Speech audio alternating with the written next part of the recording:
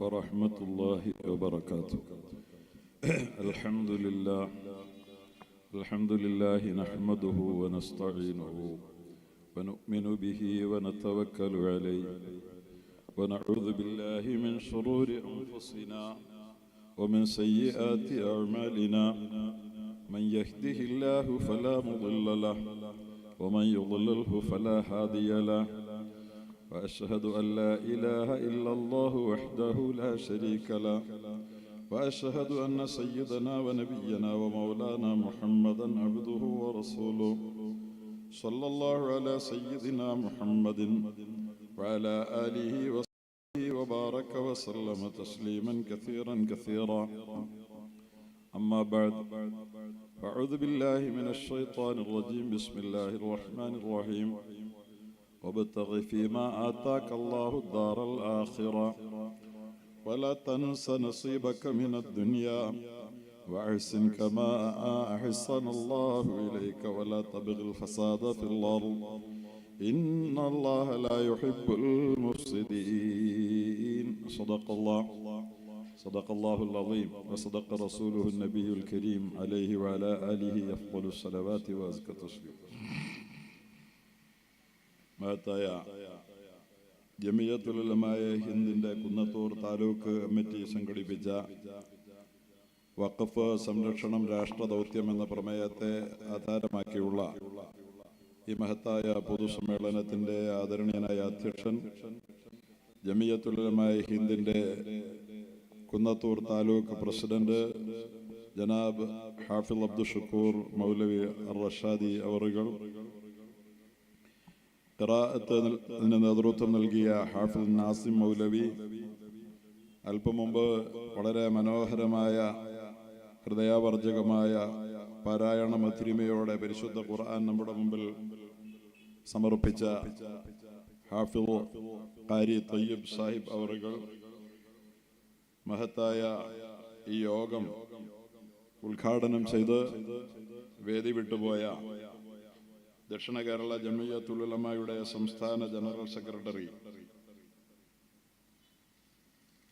ബഹുമാന്യനായ അൽഹാജ് തൊടിയൂർ മുഹമ്മദ് കുഞ്ഞ് മൗലവി, വേദിയിൽ സന്നിഹിതരായിട്ടുള്ള ഏറ്റവും ആദരണീയരായ ഞങ്ങളുടെ എല്ലാം ഗുരുനാഥൻ അൽ ഉസ്താദ് അബ്ദുൽ വഹാബ് അൽ മലാഹിരി അവറുകൾ,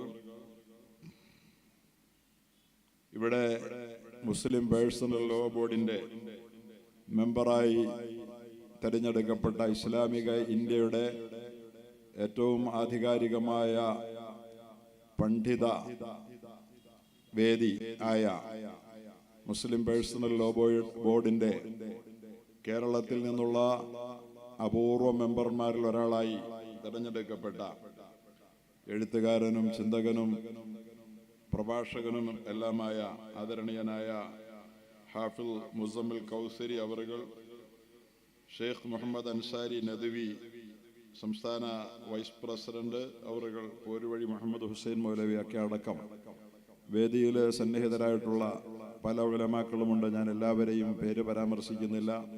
നോട്ടീസിൽ പേർ കണ്ടവരുടെ മാത്രം പേര് പരാമർശിച്ചു എന്നേ ഉള്ളൂ. അള്ളാഹു ഈ സംഗമം സ്വീകരിക്കുമാറാകട്ടെ.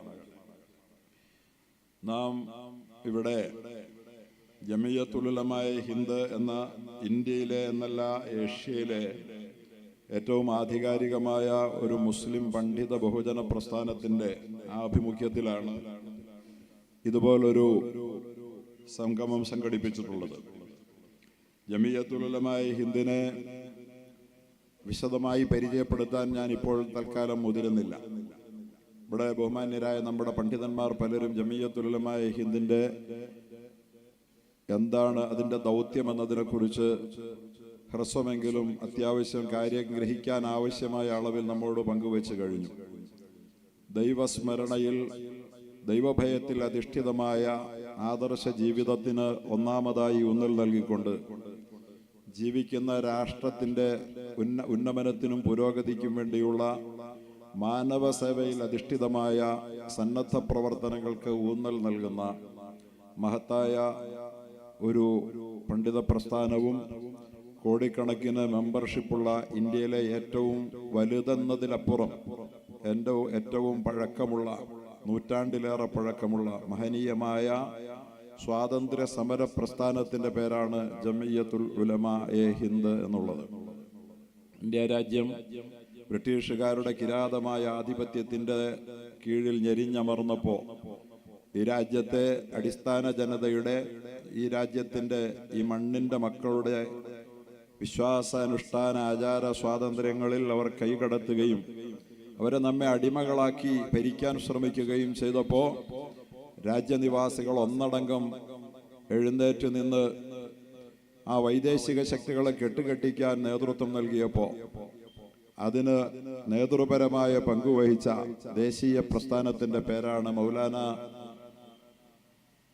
അബുൽ കലാം ആസാദ് നേതൃത്വം നൽകിയ, മൗലാന ഹുസൈൻ അഹമ്മദ് മദനി റഹിമഹുല്ല നേതൃത്വം നൽകിയ, സ്വാതന്ത്ര്യ സമരാചാര്യൻ എന്ന അപരാഭിധാനത്താൽ അറിയപ്പെട്ട ഷെയ്ഖുൽ ഹിന്ദ് മൗലാന മഹ്മൂദുൽ ഹസൻ ദൈവബന്ദി റഹിമഹുല്ല നേതൃത്വം നൽകിയ, മൗലാന മുഹമ്മദ് അലി, ഷൗക്കത്ത് അലി സഹോദരന്മാർ ഗാന്ധിജിയോട് തോളത്ത് ഇന്ത്യയിലെ എന്നല്ല ഏഷ്യയിലെ ഏറ്റവും വലിയ ഇസ്ലാമിക ഉന്നത കലാലയമായ ദാറുൽ ഉലൂം ദൈബന്ദിന്റെ അകത്തളങ്ങളിൽ ഇരുന്നു കൊണ്ട് സ്വാതന്ത്ര്യത്തിന്റെ കർമ്മപരിപാടികൾ ആസൂത്രണം ചെയ്ത, അതിന് നേതൃത്വം നൽകിയ മഹത്തായ പ്രസ്ഥാനത്തിന്റെ പേരാണ് ജംഇയ്യത്തുൽ ഉലമാഎ ഹിന്ദ് എന്ന ആമുഖമായി നിങ്ങളെ ഞാനൊന്ന് ഓർമ്മിപ്പിക്കുകയാണ്. അത്രയൊന്നും മലയാളക്കരയിൽ വേരോട്ടമില്ലാത്ത ഈ പ്രസ്ഥാനത്തെ, ഇന്ത്യയൊട്ടുക്കും നിറഞ്ഞു നിൽക്കുന്ന ലോകത്തേറെ സുപരിചിതമായ മഹത്തായ ഈ പ്രസ്ഥാനത്തെ നമ്മുടെ പ്രാദേശിക മേഖലകളിൽ അത് അത്ര സുപരിചിതമായിരിക്കാൻ ഇടയില്ലെന്നുള്ളത് കൊണ്ട് ഒരു ആമുഖം പറഞ്ഞുകൊണ്ട് തുടങ്ങാമെന്ന് കരുതി മാത്രം ഞാൻ അത്രയും പറഞ്ഞു വെച്ചതാണ്. പ്രിയപ്പെട്ടവരെ, ഈ ജംഇയ്യത്തുൽ ഉലമാഎ ഹിന്ദിന് രാജ്യത്തുള്ള എല്ലാ പ്രശ്നങ്ങളും അവരുടെ പ്രശ്നമാണ്. രാജ്യനിവാസികളുടെ പ്രശ്നങ്ങൾ അവരുടെ പ്രശ്നമാണ്. രാജ്യത്തെ ഭിന്നിപ്പിക്കാൻ ഒരു ശക്തിയെയും, അത് അകത്തുള്ളവരെ ആയാലും പുറത്തുള്ളവരെ ആയാലും അനുവദിക്കില്ല. രാജ്യം നമ്മുടെ സ്വത്താണ് എന്ന രാജ്യസ്നേഹികളുടെ അടിസ്ഥാന വികാരമാണ് ജംഇയ്യത്തുൽ ഉലമാഎ ഹിന്ദിനെ നിയന്ത്രിക്കുന്നത്, അവരെ ഭരിക്കുന്നത്, അവരെ പ്രേരിപ്പിക്കുന്നത്, അവരെ മുന്നോട്ട് നയിക്കുന്നത്. അതുകൊണ്ട് തന്നെ സ്വാതന്ത്ര്യാനന്തര ഇന്ത്യയിൽ ജംഇയ്യത്തുൽ ഉലമാഎ ഹിന്ദ് സ്വാതന്ത്ര്യം നേടിയതിന് ശേഷം അധികമൊന്നും പിന്നെ രാഷ്ട്രീയ മണ്ഡലങ്ങളിൽ സജീവമായില്ല. അതിനു മുമ്പ് ഈ രാജ്യത്തിന്റെ സ്വാതന്ത്ര്യ സമര പ്രസ്ഥാനമായിരുന്ന ഏറ്റവും അധികം രാഷ്ട്രീയ സ്വാധീനമുള്ള ഇന്ത്യൻ നാഷണൽ കോൺഗ്രസ് കഴിഞ്ഞാൽ ഏറ്റവും അധികം രാഷ്ട്രീയ സ്വാധീനമുള്ള പ്രസ്ഥാനമായിരുന്നു. ദൗർഭാഗ്യകരമായ വിഭജനം ജംഇയ്യത്തുൽ ഉലമാഎ ഹിന്ദിനെ ഇരുത്തി ചിന്തിപ്പിച്ചു. വിഭജനം ഈ രാജ്യത്ത് അനാവശ്യമാണ്, ഒരിക്കലും അത് സംഭവിക്കരുത് എന്ന് ഏറ്റവും ശക്തമായി പറയുകയും വിഭജനത്തിനെതിരിൽ അതിശക്തമായ നിലപാടെടുത്തതിന്റെ പേരിൽ ബ്രിട്ടീഷുകാരന്റെ മൗണ്ട് ബാറ്റന്റെ കാർമ്മികത്വത്തിൽ ഇന്ത്യയെ വിട്ടുപോകുന്നതിന് മുമ്പേ പിരിഞ്ഞു പോകുന്ന അന്നത്തെ പാതിരാത്രി തന്നെ ഒരു രാജ്യത്തിന് സ്വാതന്ത്ര്യം ചോദിച്ച ഇന്ത്യൻ ജനതയോടുള്ള പ്രതികാരമായി അവരുടെ കൈകളിലേക്ക് 2 രാജ്യം വെച്ചു കൊടുത്ത് ഈ രാജ്യത്തെ 2 വിഭാഗം ജനങ്ങളെ അവർക്ക് രാജ്യം 2ആയി പകുത്തുകൊടുത്ത് ഈ രാജ്യത്തെ ഭിന്നിപ്പിച്ചതോടുകൂടി ആ ഭിന്നത, വിഭജനം ഒരു കാലത്തും സംഭവിക്കരുതെന്ന് ആഗ്രഹിച്ച് പ്രവർത്തിച്ച ജംഇയ്യത്തുൽ ഉലമാഎ ഹിന്ദിന് ഇനിയും ഇന്ത്യയുടെ ദേശീയ ഭൂമികയിൽ ഒരു രാഷ്ട്രീയ പ്രവർത്തനം, ഈ രാജ്യത്തെ മഹാഭൂരിപക്ഷം വരുന്ന ഹിന്ദു ജനതയെ, ഈ രാജ്യത്തിന്റെ രാജ്യസ്നേഹികളായ ജനതയെ ഒരുപക്ഷെ തെറ്റിദ്ധരിപ്പിക്കാനും രാഷ്ട്രാധികാരത്തിന് വേണ്ടിയിട്ടുള്ള മോഹമാണ് ജംഇയ്യത്തിനെ നിയന്ത്രിക്കുന്നത് എന്ന് തോന്നാനും ഇടയാകാതിരിക്കട്ടെ എന്ന വിചാരത്തിൽ രാഷ്ട്രീയ അധികാരങ്ങളിൽ നിന്ന് ശക്തമായ ക്ഷണവും സമ്മർദ്ദവും ഉണ്ടായിട്ട് പോലും മാറി നിന്ന ഒരു പ്രസ്ഥാനത്തിന്റെ പേരാണ് മൗലാന അബുൽ കലാം ആസാദ്. ഇന്ത്യയുടെ പ്രഥമ വിദ്യാഭ്യാസ മന്ത്രിയായി വരുമ്പോ ബ്രിട്ടീഷുകാരൻ കുത്തഴിഞ്ഞ പുസ്തകം പോലെയാക്കിയിട്ട്, ഒരു കാലിത്തൊഴുത്ത് പോലെയാക്കി മെക്കാളോ പ്രഭുവിന്റെ പാഠ്യപദ്ധതികളും മറ്റുമായി ഈ രാജ്യത്തെ അലങ്കോലമാക്കിയിട്ട് പോയ വിദ്യാഭ്യാസ പ്രസ്ഥാനത്തെ, ആ പ്രസ്ഥാനത്തെ ഈ രാജ്യത്ത് കുത്തിക്കെട്ടി മനോഹരമായ ഒരു വിദ്യാഭ്യാസ സംസ്കാരം കരുപ്പിടിപ്പിക്കാൻ വേണ്ടിയിട്ട് ആദ്യത്തെ വിദ്യാഭ്യാസ മന്ത്രിയാകാൻ വേണ്ടി ജംഇയ്യത്തിന്റെ നേതാവ് മൗലാന ഹുസൈൻ അഹമ്മദ് മദനിയോട് നെഹ്റുവിന്റെ, ഗാന്ധിയുടെ കോൺഗ്രസ് ആവശ്യപ്പെട്ടപ്പോൾ അതിൽ നിന്ന് സ്വയം വിട്ടുനിന്ന് ആ സ്ഥാനത്തേക്ക് തങ്ങളോടൊത്ത് നീങ്ങുന്ന ജമയ്യത്തിന്റെ പല യോഗങ്ങൾക്കും നേതൃത്വം വഹിച്ച, അധ്യക്ഷം വഹിച്ച ജമയ്യത്തിന്റെ സഹയാത്രികനായ മൗലാന അബുൽ കലാം ആസാദിനെ നോമിനേറ്റ് ചെയ്ത് ഒരു വ്യാഴവട്ടക്കാലം ഇന്ത്യ രാജ്യത്തിന്റെ വിദ്യാഭ്യാസ മന്ത്രിപദം അലങ്കരിച്ചുകൊണ്ട് UGC അടക്കം യൂണിവേഴ്സിറ്റികളടക്കം ഈ രാജ്യത്തിന്റെ വിദ്യാഭ്യാസ സംഹിതയുടെ ആധാരമായി നട്ടെല്ലായി ഇന്ന് നിലനിൽക്കുന്ന സർവസ്വവും അന്ന് തന്നെ വിഭാവനം ചെയ്ത് സംസ്ഥാപനം നടത്തി ഈ രാജ്യത്തിന് വലിയ സേവനം ചെയ്ത, ഒരു ദിവസം പോലും പള്ളിക്കൂടത്തിന്റെ പടിവാതിൽ കണ്ടിട്ടില്ലാത്ത, മക്കയിൽ ജനിച്ച് ഇന്ത്യയിൽ ജീവിച്ച് വിശുദ്ധ ഖുർആന് പരിഭാഷ എഴുതി ഭൗതിക വിദ്യാഭ്യാസത്തിന്റെ കലാലയങ്ങളുടെ പടിവാതിൽ പോലും കണ്ടിട്ടില്ലാത്ത കേവല ഖുർആൻ പണ്ഡിതൻ മാത്രമായ മൗലാന അബുൽ കലാം ആസാദിനെ ഈ രാജ്യത്തിന്റെ വിദ്യാഭ്യാസ മന്ത്രിപദത്തിലേക്ക് ശക്തമായ നിലയിൽ അദ്ദേഹത്തെ നോമിനേറ്റ് ചെയ്തത് ഈ ജമിയത്തുൽ ഉലമാ ഹിന്ദ് എന്ന പ്രസ്ഥാനമാണ്. എന്നാലും ജമിയത്തുൽ ഉലമാ ഹിന്ദിന്റെ സേവനങ്ങൾ വിസ്മരിക്കാവതല്ല എന്ന് രാജ്യത്തിന്റെ ദേശീയ പ്രസ്ഥാനമായ ഇന്ത്യൻ നാഷണൽ കോൺഗ്രസ് മനസ്സിലാക്കുകയും അവരെ ശക്തമായ നിലയിൽ പ്രേരിപ്പിച്ച് ഇന്ത്യയുടെ രാജ്യസഭയിലേക്ക് അതിന്റെ പ്രസിഡന്റ് മൗലാന അസദ് മദനിയെ നോമിനേറ്റ് ചെയ്യുകയും ചെയ്തിരുന്നു. ഒരു രാജ്യസഭാ അംഗത്വത്തിന് വേണ്ടി ഇന്ന് നമ്മളൊക്കെ പലരും കടിപിടി കൂടുന്നത് കാണുമ്പോൾ ചോദിക്കാതെ തന്നെ ഇന്ത്യയുടെ സ്വാതന്ത്ര്യ സമര പ്രസ്ഥാനം, ഇന്ത്യയെ 5 പതിറ്റാണ്ടോളം നിയന്ത്രിച്ച ഇന്ത്യൻ നാഷണൽ കോൺഗ്രസ് രാജ്യസഭയിലേക്ക് കൃത്യമായി പതിറ്റാണ്ടുകളോളം മൗലാന അസദ് മദനിയെ നോമിനേറ്റ് ചെയ്തിരുന്നുവെങ്കിൽ ഈ സംഘടനയുടെ ഇന്ത്യ രാജ്യത്തെ സേവനത്തിന്റെ പൈതൃകവും പാരമ്പര്യവും അത് നൽകിയ വിലപ്പെട്ട സംഭാവനകളും ഇന്ത്യൻ നാഷണൽ കോൺഗ്രസിന് അറിയാമായിരുന്നു എന്നതുകൊണ്ടാണ്. അങ്ങനെയുള്ള ഒരു പ്രസ്ഥാനം ഇന്ന് ഇവിടെ അതിന്റെ ഒരു താലൂക്ക് കമ്മിറ്റി വഖഫുമായി ബന്ധപ്പെട്ട ഒരു സമ്മേളനം ഇവിടെ സംഘടിപ്പിക്കുമ്പോൾ എന്താണ് ഇതിന് ഇത്ര വലിയ പ്രാധാന്യം കൽപ്പിക്കപ്പെടാനുള്ള കാര്യമെന്ന് നിങ്ങൾ ആരെങ്കിലും സംശയിക്കുമെന്ന് ഞാൻ ഈ പറഞ്ഞ കാര്യങ്ങൾ അല്പമെങ്കിലും മനസ്സിലാക്കുമെങ്കിൽ എനിക്ക് തോന്നുന്നില്ല. ജമിയത്ത് എന്നും രാഷ്ട്രീയത്തെ കൃത്യമായി നിരീക്ഷിക്കുകയും രാഷ്ട്രീയ നിലപാടുകൾ സ്വീകരിക്കുകയും ഇന്ത്യയെ അടക്കി ഭരിച്ച് രാജ്യനിവാസികളുടെ സ്വാതന്ത്ര്യത്തിൽ കൈകടത്തിയ ബ്രിട്ടീഷുകാരെ കെട്ടുകെട്ടിക്കുന്നതിൽ ഒന്നാമത് മുന്നിട്ട് നിന്ന മഹത്തായ പ്രസ്ഥാനം രാഷ്ട്രീയത്തിൽ നിന്ന് മാറി സാമൂഹിക വിദ്യാഭ്യാസ പ്രവർത്തനങ്ങളിൽ പിൽക്കാലത്ത് സജീവമാവുകയായിരുന്നു.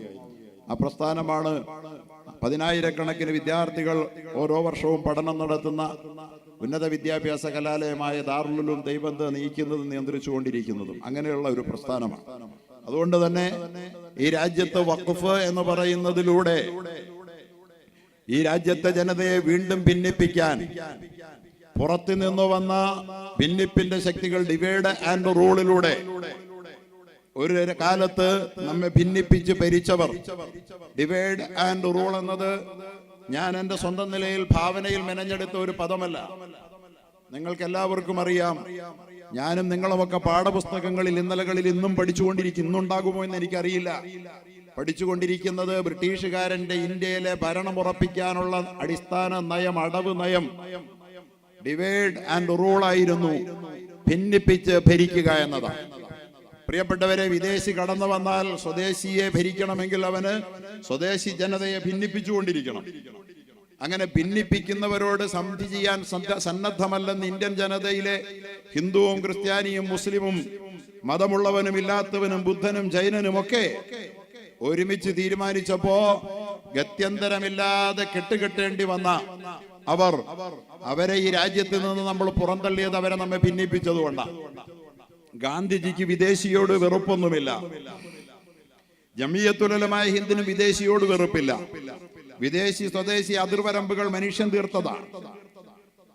സ്വന്തം രാഷ്ട്രത്തിന്റെ സുരക്ഷതയ്ക്ക് വിഘാതമാകാത്തിടത്തോളം കാലം അയൽപക്ക രാജ്യങ്ങളെ വെറുപ്പോടെ ശത്രുതയോടെ കാണണമെന്ന് വിചാരിക്കുന്നവരല്ല ഇന്ത്യൻ ജനത. അത് മനുഷ്യത്വത്തിന്റെ തേട്ടമാണ്. ഗാന്ധിജിക്കതില്ല.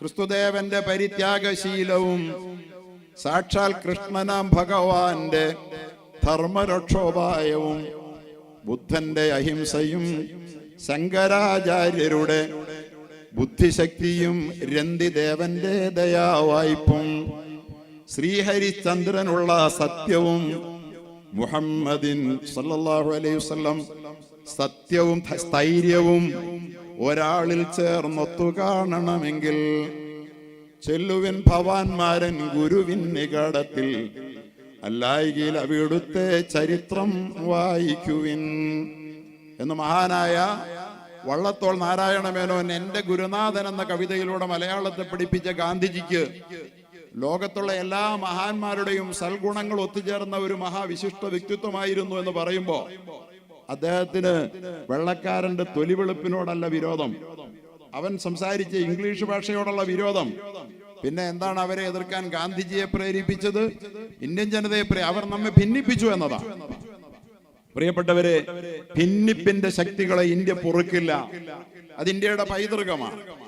ദൗർഭാഗ്യകരമെന്ന് പറയട്ടെ, അവർ ഇന്ത്യ വിട്ടു പോയതിനു ശേഷം കുറവുകൾ ഒരുപാട് നമുക്ക് പറയാനുണ്ടെങ്കിലും ഇന്ത്യ പതിറ്റാണ്ടുകളോളം 5ഓളം പതിറ്റാണ്ട് ഭരിച്ച ഇന്ത്യൻ നാഷണൽ കോൺഗ്രസ് ഇന്ത്യയിലെ ജനങ്ങളെ ഭിന്നിപ്പിക്കാൻ ശ്രമിച്ചില്ല. കുറവുകളുണ്ട്, വീഴ്ചകളുണ്ട്, ഒക്കെ ഉണ്ട്. ഉണ്ടെന്ന് പറയുന്നവരാ നമ്മൾ, ഇല്ലാതിരിക്കില്ലല്ലോ ഉള്ളത്. പക്ഷേ അവർ രാജ്യത്തെ ജനങ്ങളെ ഭിന്നിപ്പിക്കാൻ, ഡിവൈഡ് ആൻഡ് റൂൾ എന്നത് ഇന്ത്യ നിവാസികളുടെ ഒരു നയമേ ആയിരുന്നില്ല, അത് വിദേശിയുടെ നയമായിരുന്നു. ദൗർഭാഗ്യകരമെന്ന് പറയട്ടെ, കേവലം 10-15 വർഷം മാത്രമായി ഇന്ത്യയുടെ ജനാധിപത്യത്തിന്റെ ലൂപ്പ് ഹോളിലൂടെ അധികാരത്തിൽ കയറിയിരിക്കുന്ന ഇന്നത്തെ ഇന്ത്യയുടെ ഭരണവർഗം, അവർ ബ്രിട്ടീഷുകാരെന്താണോ ഇന്ത്യൻ ജനതയോട് കാണിച്ചത് അതിനേക്കാൾ ക്രൂരമായി, കിരാതമായി ഇന്ത്യൻ ജനതയെ ഭിന്നിപ്പിക്കുകയാണ്. ഭിന്നിപ്പിക്കൽ മാത്രമാണ് അവരുടെ നയം. ഈ രാജ്യത്തെ ഭൂരിപക്ഷം വരുന്ന ഹിന്ദു ജനതയെയും, അത്രയും ഭൂരിപക്ഷമല്ലെങ്കിൽ പോലും ഒട്ടും മോശമല്ലാത്ത 25%-ഓളമുള്ള 35 കോടിയിലധികമുള്ള ഇന്ത്യൻ മുസ്ലിമീങ്ങളെയും തമ്മിൽ ഭിന്നിപ്പിച്ചവർക്കിടയിൽ വൈരം വാരി വിതറി അവർ തമ്മിൽ ഒരുമിച്ച് ഇവിടെ കഴിയാൻ പാടില്ല, അവർക്കിടയിൽ വെറുപ്പ് ഈ രാജ്യത്തിന്റെ അന്തരീക്ഷത്തിൽ വ്യാപിപ്പിക്കണമെന്ന പദ്ധതിയുമായി ഇന്നത്തെ ഇന്ത്യയുടെ അധികാരിവർഗം, ഭരണവർഗം മുന്നോട്ട് പോകുകയാണ്. അതിനോടാണ് യഥാർത്ഥത്തിൽ അന്ന് ബ്രിട്ടീഷുകാരോട് പൊരുതിയ സ്വാതന്ത്ര്യ സമര പ്രസ്ഥാനമായ ഇന്ത്യൻ നാഷണൽ കോൺഗ്രസും അതിനെ അക്കാര്യത്തിൽ ഇന്നും നമ്മൾ മാനിക്കേണ്ടതുണ്ട്. ആ വൈരത്തിന്റെ സന്ദേശത്തിനെതിരെ ഇന്ന് ഇന്ത്യൻ നാഷണൽ കോൺഗ്രസ് വെറുപ്പിന്റെ ചന്തയിൽ സ്നേഹത്തിന്റെ കട തുറക്കലാണ് എന്റെ ലക്ഷ്യമെന്ന് പറയാൻ ഒരു ചെറുപ്പക്കാരൻ ഉണ്ടല്ലോ. അത് നമുക്ക് പ്രതീക്ഷ നൽകുന്നുണ്ട്. ഞാൻ ഏതെങ്കിലും ഒരു പാർട്ടിക്ക് വക്കാലത്ത് പറയുകയല്ല, പക്ഷെ അങ്ങനെ പറയാൻ ഇന്ന് നമ്മുടെ മതേതര പ്രസ്ഥാനങ്ങളുണ്ട്, ഇവിടെ അപ്പുറത്തുമുണ്ട്. നമ്മുടെ ജോൺ ബ്രിട്ടാസിന്റെ ഒക്കെ ഇന്നലത്തെ രാജ്യസഭയിലെ പ്രസംഗം ഞാൻ കേട്ടു. കോൾമേയർ കൊണ്ടുപോയി അംഗീകരിക്കണം നമ്മുടെ മതേതര പ്രസ്ഥാനങ്ങളെ. അവരിന്ത്യ രാജ്യത്തിന്റെ മതേതരത്വത്തിന്റെ ജനാധിപത്യത്തിന്റെ മുഖങ്ങളാണ്. അവരെ നമ്മൾ മാനിക്കുമ്പോ ഈ വൃത്തികെട്ട ഭരണവർഗം ഇന്നലെ ബ്രിട്ടീഷുകാരൻ ഇന്ത്യയിൽ എന്ത് ചെയ്തോ, എന്ത് അപരാധം കാരണമാണോ സമാധാനകാംക്ഷിയായ ഗാന്ധിജിയെ സമരഭൂമികയിൽ സജീവമാക്കാൻ മാത്രം അദ്ദേഹത്തെ ചൊടിപ്പിച്ചത്, ആ അതേ നയം, ഡിവൈഡ് ആൻഡ് റൂൾ, ഇന്ത്യയിലെ ജനങ്ങളെ ഭിന്നിപ്പിച്ച് അധികാരം നിലനിർത്തുക എന്ന പദ്ധതിയുമായി ഇന്ന് ഈ ഭരണവർഗം മുന്നോട്ട് പോവുക. ആ മുന്നോട്ടുള്ള പോക്കിനെ തടയിട്ടില്ലെങ്കിൽ നഷ്ടപ്പെടുന്നത്, നാമാവശേഷമാകുന്നത് നമ്മുടെ രാജ്യമാണ്. നമുക്കിന്നറിയാം, ലോകത്തെ ഏറ്റവും വലിയ ശക്തിയായി നിലനിൽക്കേണ്ടുന്ന ഒരു രാജ്യമാണ്. ജനസംഖ്യയിൽ തന്നെ ലോകത്ത് നമ്മൾ ഒന്നാമത് നിൽക്കേണ്ടതാണ്. ജനസംഖ്യ എന്ന് പറയുന്നത്, ജനങ്ങൾ, ഒരു രാജ്യത്തിന്റെ ജനസംഖ്യ, അവിടുത്തെ ഹ്യൂമൻ റിസോഴ്സ് എന്ന് പറയുന്നത് ആ രാജ്യത്തിന്റെ ഒരു മുതൽക്കൂട്ടാണെന്ന് വിചാരിക്കുന്നതിന് പകരം രാജ്യത്തെ ജനങ്ങളുടെ അംഗസംഖ്യ അതൊരു രാജ്യത്തിന് അപകടമാണെന്ന് വിചാരിക്കുന്ന മനുഷ്യത്വ വിരുദ്ധർ നമുക്ക് കാണാം. ലോകത്തെ ഏറ്റവും വമ്പൻ കുതിപ്പ് നടത്തുന്ന ചൈനയാണ് ജനസംഖ്യയിൽ നമ്മളുടെ മുമ്പിലല്ലെങ്കിൽ രണ്ടാമത് നിൽക്കുന്നത്. നമ്മളിപ്പോ ഒന്നാമതാ. നമ്മൾ ജനസംഖ്യ കൂടിയപ്പോ നമ്മൾ താഴോട്ടൊന്നും അല്ല പോയത്, നമ്മൾ മുന്നോട്ടാ. സ്വാതന്ത്ര്യം കിട്ടുമ്പോ 35 കോടിയേ നമ്മളുള്ളൂ. സ്വാതന്ത്ര്യം കിട്ടുമ്പോ 35 കോടിയേ ഉള്ളൂ. ആ 35 കോടിയിൽ പാകിസ്ഥാന്റെ 25 കോടി, ഇപ്പോ 25 കോടിയായ പാകിസ്ഥാനുണ്ട്. 20 കോടിയോളമുള്ള ബംഗ്ലാദേശിയുണ്ട്. 30-40 കോടിയായി ഇന്ന് വളർന്ന ഇന്ത്യയുണ്ട്. ഇതെല്ലാം ചേർന്നാൽ 200 കോടിയോളം വരുമായിരുന്ന ഒരു ജനതയുടെ മനുഷ്യ വിഭവശേഷിയെ തകർത്ത് തരിപ്പണമാക്കിയവരെ ഭിന്നിപ്പിച്ചാലല്ലാതെ ഈ ശക്തിയെ, ബ്രിട്ടീഷുകാരന്റെ വംശീയ മേധാവിത്വത്തിന് ഭീഷണി ഉയർത്തുന്ന ഈ മഹാശക്തിയെ തകർക്കാനാവുകയില്ല എന്ന് തിരിച്ചറിഞ്ഞ് അവർ നടത്തിയ ആ ഭിന്നിപ്പിന്റെ അതേ നയതന്ത്രം ഇന്ന് പയറ്റുന്നത് നമ്മുടെ രാജ്യത്ത് നമ്മുടെ ഭരണകർത്താക്കളാണ്. അവർ നമ്മുടെ രാജ്യത്തിന്റെ ഭൂരിപക്ഷത്തിന്റെ പ്രതിനിധികളെ അല്ല എന്ന് നമ്മൾ തിരിച്ചറിയണം. അവർ നമ്മുടെ രാജ്യത്തിന്റെ ഭൂരിപക്ഷത്തിന്റെ പ്രതിനിധികളല്ല, ന്യൂനപക്ഷമാണ്. ജനാധിപത്യത്തിന്റെ ലൂപ്പ് ഹോളിലൂടെ അംഗസംഖ്യയുടെ കണക്ക് പറഞ്ഞുകൊണ്ട് 100 പേർ വോട്ട് ചെയ്യുമ്പോ 64 പേർ നിങ്ങൾ ഞങ്ങളെ ഭരിക്കണ്ട എന്ന് വോട്ട് ചെയ്യുമ്പോഴാണ് 34 പേർ 6 പേർ മാത്രം വോട്ട് ചെയ്ത 100 പേരിൽ 36 പേര് മാത്രം വോട്ട് ചെയ്തവർ യഥാർത്ഥത്തിൽ എവിടെയാ? അവരിന്ന് അധികാരത്തിലിരിക്കുകയാ. ഇത് ജനാധിപത്യത്തിന്റെ നന്മയെ കുറിച്ച് നമ്മൾ വാചാലമാകുമ്പോൾ ഇത് ജനാധിപത്യത്തിന്റെ ഒരു ശാപമാണ്. എല്ലാ തെരഞ്ഞെടുപ്പുകളിലും വോട്ട് ചെയ്ത 100 പേർ, വോട്ട് ചെയ്യാത്തവര് പോട്ടെ, വോട്ട് ചെയ്ത 100 പേരിൽ 36 പേരല്ലാതെ ഇന്ത്യ ഈ 15 വർഷമായി ഭരിക്കുന്നവർക്ക് വോട്ട് ചെയ്തിട്ടില്ല. എല്ലാ ഭിന്നിപ്പിക്കൽ തന്ത്രങ്ങളും അവർ മാറി മാറി പയറ്റി കിട്ടും. ഹിന്ദു വികാരത്തെ ആഗോളം ഉത്തേജിപ്പിക്കാൻ വേണ്ടി 3000 കോടി മുതൽ മുടക്കി പട്ടേൽ പ്രതിമ പണിതിട്ടും രാമക്ഷേത്രം പണിതിട്ടും അയോധ്യയിൽ പോലും അവരെ തോൽപ്പിച്ച് കയ്യിൽ കൊടുത്ത ജനതയാണ് ഇന്ത്യൻ ജനത. അങ്ങനത്തെ മതേതരത്വത്തെ ജീവവായു പോലെ സ്നേഹിക്കുന്ന നമ്മുടെ രാജ്യത്ത് ഭൂരിപക്ഷം വരുന്ന ഹിന്ദു ജനതയുടെ ഉദാര മനസ്ഥിതിയിൽ വിഷം കലക്കി ഈ രാജ്യത്തെ ജനങ്ങൾക്കിടയിൽ വിള്ളലുണ്ടാക്കാൻ വേണ്ടി ഇവർ നടത്തുന്ന ശ്രമത്തിന്റെ ഭാഗമാണ് വഖഫിലുള്ള ഇപ്പോഴത്തെ ഇടപെടൽ. വഖഫാണല്ലോ നമ്മുടെ പ്രധാനപ്പെട്ട ചർച്ച. വഖഫ് യഥാർത്ഥത്തിൽ എന്താണ് വഖഫ് ഇത്ര വലിയൊരു പ്രയാസകരമായ സംഗതിയായി മാറിയത്? ഭയപ്പെടുത്തുന്ന ഒരു സംജ്ഞയായി ഈ രാജ്യത്തിന്റെ മണ്ണിൽ വഖഫ് മാറിയത് എങ്ങനെയാ? ഒരിക്കലും വഖഫ് അങ്ങനെ മാറേണ്ട ഒരു സംഗതിയല്ല. വഖഫ് ഇവിടെ ജമിയത്തുൽ ഉലമാ ഹിന്ദ് വഖഫ് സംരക്ഷണം രാഷ്ട്ര ദൗത്യം എന്ന ഈ ടൈറ്റിൽ കണ്ടിട്ട് ഉന്നതനായ ഒരു ഉദ്യോഗസ്ഥൻ തന്നെ എന്നെ വിളിച്ചിട്ട് പറഞ്ഞു, നിങ്ങൾ കൊടുത്ത ഈ ടൈറ്റിൽ ക്യാപ്ഷൻ അതിഗംഭീരമായിരിക്കുന്നുവല്ലോ എന്ന്. അതിൽ തന്നെ നിങ്ങൾക്ക് പറയാനുള്ളത് മുഴുവൻ ഉണ്ടല്ലോ എന്നാണ് അദ്ദേഹം എന്നോട് പറഞ്ഞത്. എന്താണ് യഥാർത്ഥത്തിൽ ഇത് പറയുന്നത്? ഈ പറയുന്നതിന്റെ അർത്ഥം വഖഫ് എന്ന് പറഞ്ഞാൽ പലരും മനസ്സിലാക്കി വെച്ചിരിക്കുന്നത് മുസ്ലിങ്ങളുടെ പള്ളിയും മദ്രസയും പണിത് അതിനകത്ത് കുറെ ആരാധനകൾ കൊണ്ടു നടത്തുന്നതിന്റെ പേരാണ് വഖഫ് എന്ന. ഈ അബദ്ധ സങ്കല്പത്തെയാണ് ജമിയത്തുൽ ഉലമ തിരുത്താൻ വേണ്ടി ശ്രമിക്കുന്നത്. അതാണ് ഈ രാജ്യനിവാസികൾ തിരിച്ചറിയേണ്ടതും തിരുത്തപ്പെടേണ്ടതുമായ ധാരണ. അതാ പ്രിയപ്പെട്ടവരെ, വഖഫ് യഥാർത്ഥത്തിൽ എന്താണ് എന്ന് ചോദിച്ചാൽ ഈ രാഷ്ട്രത്തിന്റെ ഏറ്റവും വലിയ കനത്ത സംഭാവനയുടെ പേരാണ് വഖഫ്. ഇന്ന് ഈ രാഷ്ട്രത്തിന്റെ ഹൃദയമായി, ഈ രാഷ്ട്രത്തിന്റെ ചങ്കായി നിലനിൽക്കുന്ന, രാഷ്ട്രത്തിന്റെ കരളായി നിലനിൽക്കുന്ന പല കേന്ദ്രങ്ങളും വഖഫിൽ കെട്ടിപ്പടുത്തതാണ് എന്ന് ഈ രാജ്യത്ത് പലർക്കും അറിയില്ല. വഖഫാണ് യഥാർത്ഥത്തിൽ അതിന്റെ ആധാര ഭൂമികയായി നിലയുറപ്പിക്കുന്നത്. ആ വഖഫിനെ ഇത്തരത്തിൽ വഖഫാക്കി മാറ്റിയതിന്റെ പിന്നിലുള്ളത് എന്തെന്നറിയോ? മഹാനായ പരിശുദ്ധ ഇസ്ലാമിന്റെ ഒരടിസ്ഥാന സങ്കല്പമുണ്ട്. ഇവിടെ പറയപ്പെടുകയുണ്ടായി, അള്ളാഹു പറയുന്നുണ്ട്, ഏ മനുഷ്യരെ, നിങ്ങൾക്ക് ഈ ഭൂമിയിൽ ഞാൻ എന്തെല്ലാം സുഖ സൗഭാഗ്യങ്ങൾ അനുഗ്രഹങ്ങൾ തന്നിട്ടുണ്ടോ അതെല്ലാം കൊണ്ട് നിങ്ങൾ പരലോകം വെട്ടിപ്പിടിക്കുക. ഈ ലോകത്ത് ഇസ്ലാമിക സമൂഹത്തിന്റെ വിശ്വാസം ഈ ലോകത്ത് ലഭിച്ചിരിക്കുന്ന ഈ ജീവിതം ഇവിടെ ആനന്ദിച്ച് ആസ്വദിച്ച് അർമാദിച്ച് അവസാനിപ്പിക്കാനുള്ളതാണെന്നല്ല, മറിച്ച് ഈ ലോകത്തെ ജീവിതം ഒരു പരീക്ഷണമാണ്. നിങ്ങളുടെ ശരീരം വളരെ ചെറുതാണ്, ഭൂമിക്കുള്ളതാണ്. പക്ഷേ നിങ്ങളുടെ മനസ്സ് ഈ ലോകത്തൊതുങ്ങാത്ത പരലോകത്തിനുള്ളതാണ്, സ്വർഗസീമകൾക്കുള്ളതാണ്. അതുകൊണ്ടാണ് ഈ ലോകത്ത് നിങ്ങൾ കേവലം 6 അടി ഉയരമുള്ള നിങ്ങൾക്ക് അടുത്ത ജംഗ്ഷനിൽ നടന്നെത്താൻ 10 മിനിറ്റ് വേണ്ടി വരുമെങ്കിൽ ഈ ഭൂമിയിൽ ഒതുങ്ങാത്ത നിങ്ങളുടെ ആത്മാവിന്റെ പ്രതിസ്പന്ദമായ നിങ്ങളുടെ ഒരു മനസ്സുണ്ട്. ആ മനസ്സിന് വാഷിംഗ്ടണിലൂടെ പാറി നടക്കാം ഈ നിമിഷങ്ങളിൽ.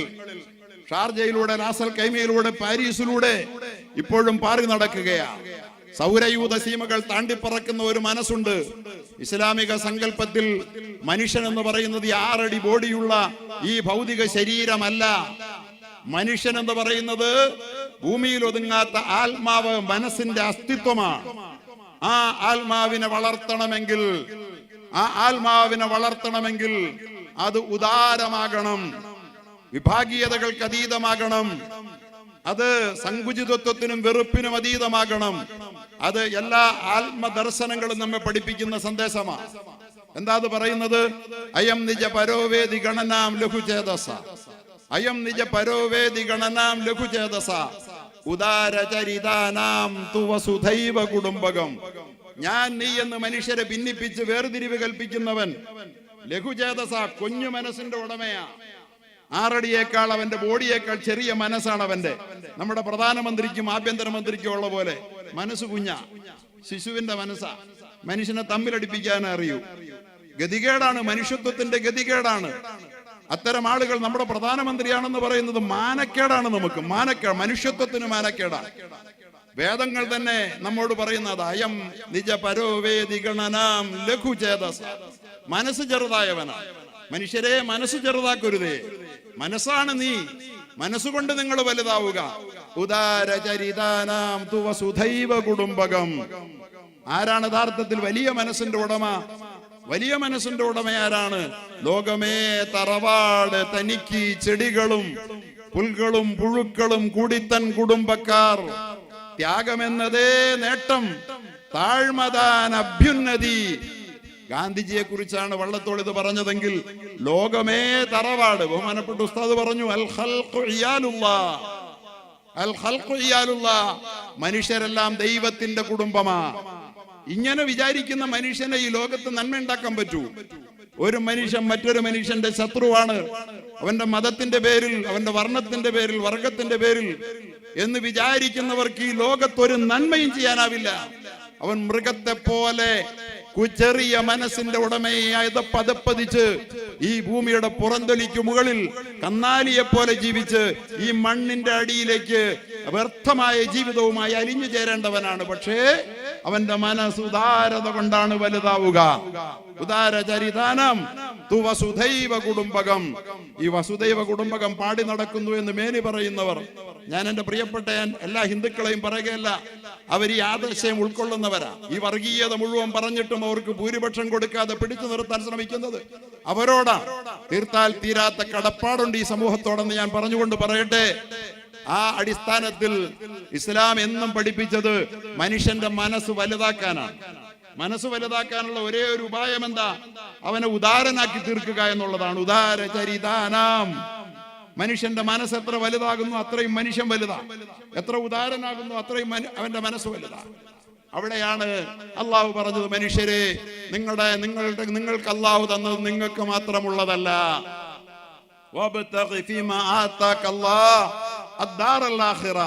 നിങ്ങൾക്ക് അള്ളാഹു തന്നത് പണമാകട്ടെ, പദവിയാകട്ടെ, അധികാരമാകട്ടെ, സ്ഥാനമാകട്ടെ, സൗന്ദര്യമാകട്ടെ, മറ്റ് സൗഭാഗ്യങ്ങൾ എന്തുമാകട്ടെ, ആരോഗ്യമാകട്ടെ, അതുകൊണ്ട് നിങ്ങൾ പരലോകം അനന്തമായി ചേക്കേറാൻ വേണ്ടി നിന്റെ മനസ്സ് തുടികൊട്ടുന്ന ഇവിടെ ഒതുങ്ങാതെ, ഞാൻ ഈ ലോകത്തിന്റെ അടിമയല്ല, ഞാൻ പരലോകത്തിന് വേണ്ടി കൊതിക്കുന്നു എന്ന് നിന്നോട് ഓരോ നിമിഷവും പറഞ്ഞുകൊണ്ട് നിന്റെ ഉള്ളിൽ അനന്തതകളിലേക്ക് ചിറകടിച്ച് പറക്കാൻ കൊതിക്കുന്ന നിന്റെ മനസ്സുണ്ടല്ലോ, ആ മനസ്സിനെ വലുതാക്കി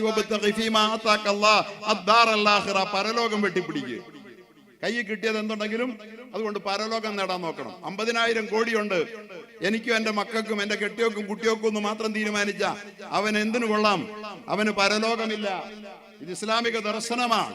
ഉദാരത, ദാനധർമ്മം എന്നൊക്കെ പറയുന്നത് വേണമെങ്കിൽ ആളുകളുടെ ഉദാരന്മാരുടെ സൗജന്യമല്ല, മനുഷ്യനാകാനുള്ള അവന്റെ ആത്മാവിനെ ആകാശത്തോളം വളർത്തി ആകാശ സീമകളിൽ അവന്റെ റിയൽ എബോർഡ്, യഥാർത്ഥ താവളം ഉറപ്പിക്കാനുള്ള ഒരു മനുഷ്യന്റെ ജീവിതത്തിലെ സുവർണാവസരമാണ് അവൻ ഉദാരനാവുക എന്ന് ഇസ്ലാം പഠിപ്പിച്ചു.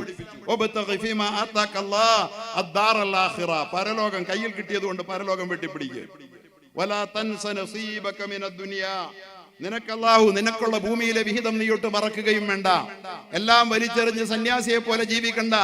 നിനക്ക് അനുവദിക്കപ്പെട്ട ഭൗതിക ലോകത്തെ വിഹിതങ്ങൾ, വിഭവങ്ങൾ അത് നീ മറക്കുകയും വേണ്ട. അത് നിനക്കുള്ളതുമാണ്. വലാ തൻസ നസീബക മിനദ് ദുനിയ വഅഹ്സിൻ കമാ അഹ്സനല്ലാഹു ഇലൈക്. നിനക്ക് അല്ലാഹു ഉപകാരം ചെയ്ത പോലെ അല്ലാഹുവിന്റെ സൃഷ്ടികൾക്ക്, സമസൃഷ്ടങ്ങൾക്ക് നീയും ഉപകാരം ചെയ്യുക. ഇതാണ് ഖുർആന്റെ മെസ്സേജ്. നിനക്ക് അല്ലാഹു ഉപകാരം ചെയ്തെങ്കിൽ ചെയ്ത ഉപകാരത്തിന്റെ പങ്ക് നൽകി നീ മറ്റുള്ളവർക്ക് ഉപകാരം ചെയ്യുക. ഇസ്ലാമിന്റെ ദർശനം, വിഭാവനം എന്തെന്നറിയോ? എന്താണ് ദാനം ചെയ്യേണ്ടത്? എല്ലാം കഴിച്ച് മിച്ചമുണ്ടായിട്ട് തനിക്കും തന്റെ 10 തലമുറയ്ക്കും അനുഭവിച്ചാലും തീരാത്തത് മുഴുവൻ ബാങ്ക് ലോക്കറിൽ ഭദ്രമായി സൂക്ഷിച്ചിട്ട് പിന്നെ വല്ല മിച്ചം കിട്ടുന്നതിൽ നിന്നും വെള്ളിത്തുട്ടുകൾ വലിച്ചെറിഞ്ഞ് ദാനത്തിന്റെ കടമ തീർക്കാൻ ശ്രമിക്കുന്നവനല്ല മുസ്ലിം. മറിച്ച് മുസ്ലിം എന്ന് പറയുന്നത് എന്താണ് ചെലവാക്കേണ്ടതെന്ന് നബിയെ അവർ അങ്ങയോട് വന്ന് ചോദിക്കും. ചെലവാക്കിയേ പറ്റൂ, ചെലവാക്കണമെന്ന് അങ്ങ് അവരോട് പറയുമ്പോ അള്ളാഹുവും അവന്റെ പ്രവാചകനും പറയുന്നത് എന്തും ചെയ്ത് പരലോകം സ്വന്തമാക്കുക എന്ന ഏകമുഖ ലക്ഷ്യവുമായി ജീവിക്കുന്ന താങ്കളുടെ അനുയായികൾ താങ്കളോട് വന്ന് ചോദിക്കും, അനിൽ എന്താണ് ഞങ്ങൾ ചെലവാക്കേണ്ടത്? പറഞ്ഞു കൊടുക്കണം പ്രവാചകരെ, ആവശ്യം കഴിച്ച് മിച്ചമുള്ളത് ചെലവാക്കാനല്ലെങ്കിൽ പിന്നെന്തിനാന്ന്? ആവശ്യം കഴിച്ചിട്ട് ബാക്കിയുള്ളത് ചെലവാക്കാനെന്ന് പറഞ്ഞു കൊടുക്കുക. ഈ ദർശനം ഏറ്റുവാങ്ങിയതിന്റെ പേരിലാണ് ഈ ലോകത്തും രാജ്യത്തും വഖഫുണ്ടായത് എന്ന് അറിയാത്തവർ അറിയണമെന്ന് പറയാൻ ഞാൻ ആഗ്രഹിക്കുകയാണ്. മഹാനായ പ്രവാചകന്റെ കാലഘട്ടത്തിൽ ഉമർ റളിയല്ലാഹു തആല അൻഹു, ഇസ്ലാമിന്റെ ആദ്യത്തെ ഖലീഫയായ ഉമർ റളിയല്ലാഹു തആല അൻഹുവിന് ഒരു വലിയ തോട്ടം അദ്ദേഹത്തിന്റെ കൈവശം വന്നു ചേർന്നു. അദ്ദേഹം പ്രവാചകനോട് വന്നിട്ട് പറഞ്ഞു, പ്രവാചകരെ, എന്റെ കൈവശം ഒരു മികച്ച തോട്ടം വന്നു ചേർന്നിട്ടുണ്ട്. ഞാൻ പരലോകമാണ് ലക്ഷ്യം വെക്കുന്നത്. ഈ തോട്ടം ഞാൻ എന്ത് ചെയ്യണം? എന്റെ ജീവിതത്തിൽ ഇത്രയും അമൂല്യമായ ഒരു വിഭവം, ഒരു തോട്ടം അല്ലെങ്കിൽ ഒരു സമ്പാദ്യം എനിക്ക് ഇന്നോളം ഉണ്ടായിട്ടില്ല.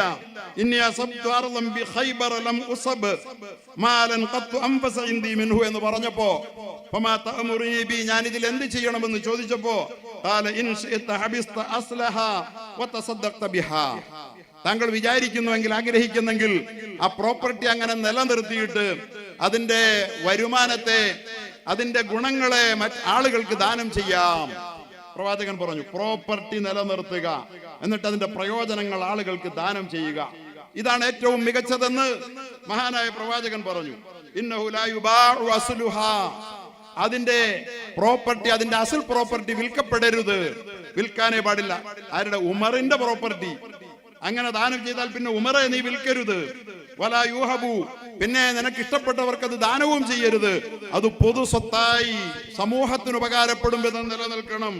വലാ യൂറദു, നിന്റെ അവകാശികൾക്ക്, ഇബ്നു ഉമർ അടക്കമുള്ള നിന്റെ മക്കൾക്കും ഇനി അത് കൊടുത്തൂടാ എന്ന് പറഞ്ഞ് പഠിപ്പിച്ചതിൽ നിന്ന് തനിക്കുള്ളതിൽ ഏറ്റവും വിലപ്പെട്ടത് പടച്ച തമ്പുരാന്റെ പ്രീതിക്ക് വേണ്ടി പരലോകം സ്വന്തമാക്കാൻ വേണ്ടി കൊടുത്ത ഉമറുൽ ഫാറൂഖിന്റെ ആ അനുയായികൾ, പിന്മുറക്കാരായ മുസ്ലിം സമുദായം എല്ലാ കാലത്തും അവരുടെ സ്വത്തുക്കൾ അള്ളാഹുവിന്റെ പ്രീതിക്ക് വേണ്ടി വഖഫ് ചെയ്തിട്ടുണ്ട്. സാധുക്കൾക്ക് അതിൽ നിന്ന് ദാനം ചെയ്യുക, ബന്ധുക്കൾക്കും അടിമകൾക്കും അവരുടെ മോചനത്തിന് വേണ്ടിയും, ദൈവമാർഗത്തിലും, വഴിയാധാരമായവരുടെ സുരക്ഷിതത്വത്തിനും, അതിഥി സൽക്കാരത്തിനും, മിഹ്മാൻ ഖാനകൾ, സൽക്കാര കേന്ദ്രങ്ങൾ പണിത് കൊടുക്കാനും ഒക്കെയായി താങ്കൾക്ക് അതിന്റെ വിഹിതം വിനിയോഗിക്കാം. അത് കൈകാര്യം ചെയ്യുന്ന ആൾക്ക് മാന്യമായി അതിൽ നിന്ന് അത് ഭക്ഷിക്കാം, അത് അനുഭവിക്കാം, മാന്യമായ അളവിൽ മാത്രം എന്ന് പറഞ്ഞുകൊണ്ട് മഹാനായ പ്രവാചകൻ പഠിപ്പിച്ച അന്ന് മുതൽ ഇസ്ലാമിക സമൂഹം അവരുടെ സ്വത്തുക്കൾ വഖഫ് ചെയ്തു. ആ വഖഫാണ് ലോകം മുഴുവൻ ഇസ്ലാമിക സമൂഹത്തിന്റെ പള്ളികളായി, അതുപോലെ തന്നെ മദ്രസകളായി, അതുപോലെ തന്നെ ലോകത്ത് നിന്ന് കാണപ്പെടുന്ന പലതുമായി നിലനിൽക്കുന്നത്. ഇവിടെ പക്ഷെ ഒരു വലിയ തെറ്റിദ്ധാരണയുണ്ട്. ഈ വഖഫിന്റെ സംരക്ഷണം രാഷ്ട്രദൗത്യമാണെന്ന് നമ്മൾ പറയുന്നതിന് എന്താ അർത്ഥം? അത് മുസ്ലിങ്ങളുടെ ദൗത്യമാണെന്നല്ലേ പറയണ്ടേ? രാഷ്ട്രത്തിന്റെ ദൗത്യമാകുന്നത് എങ്ങനെയാണ്? അവിടെയാണ് നിങ്ങൾ മനസ്സിലാക്കേണ്ടത്.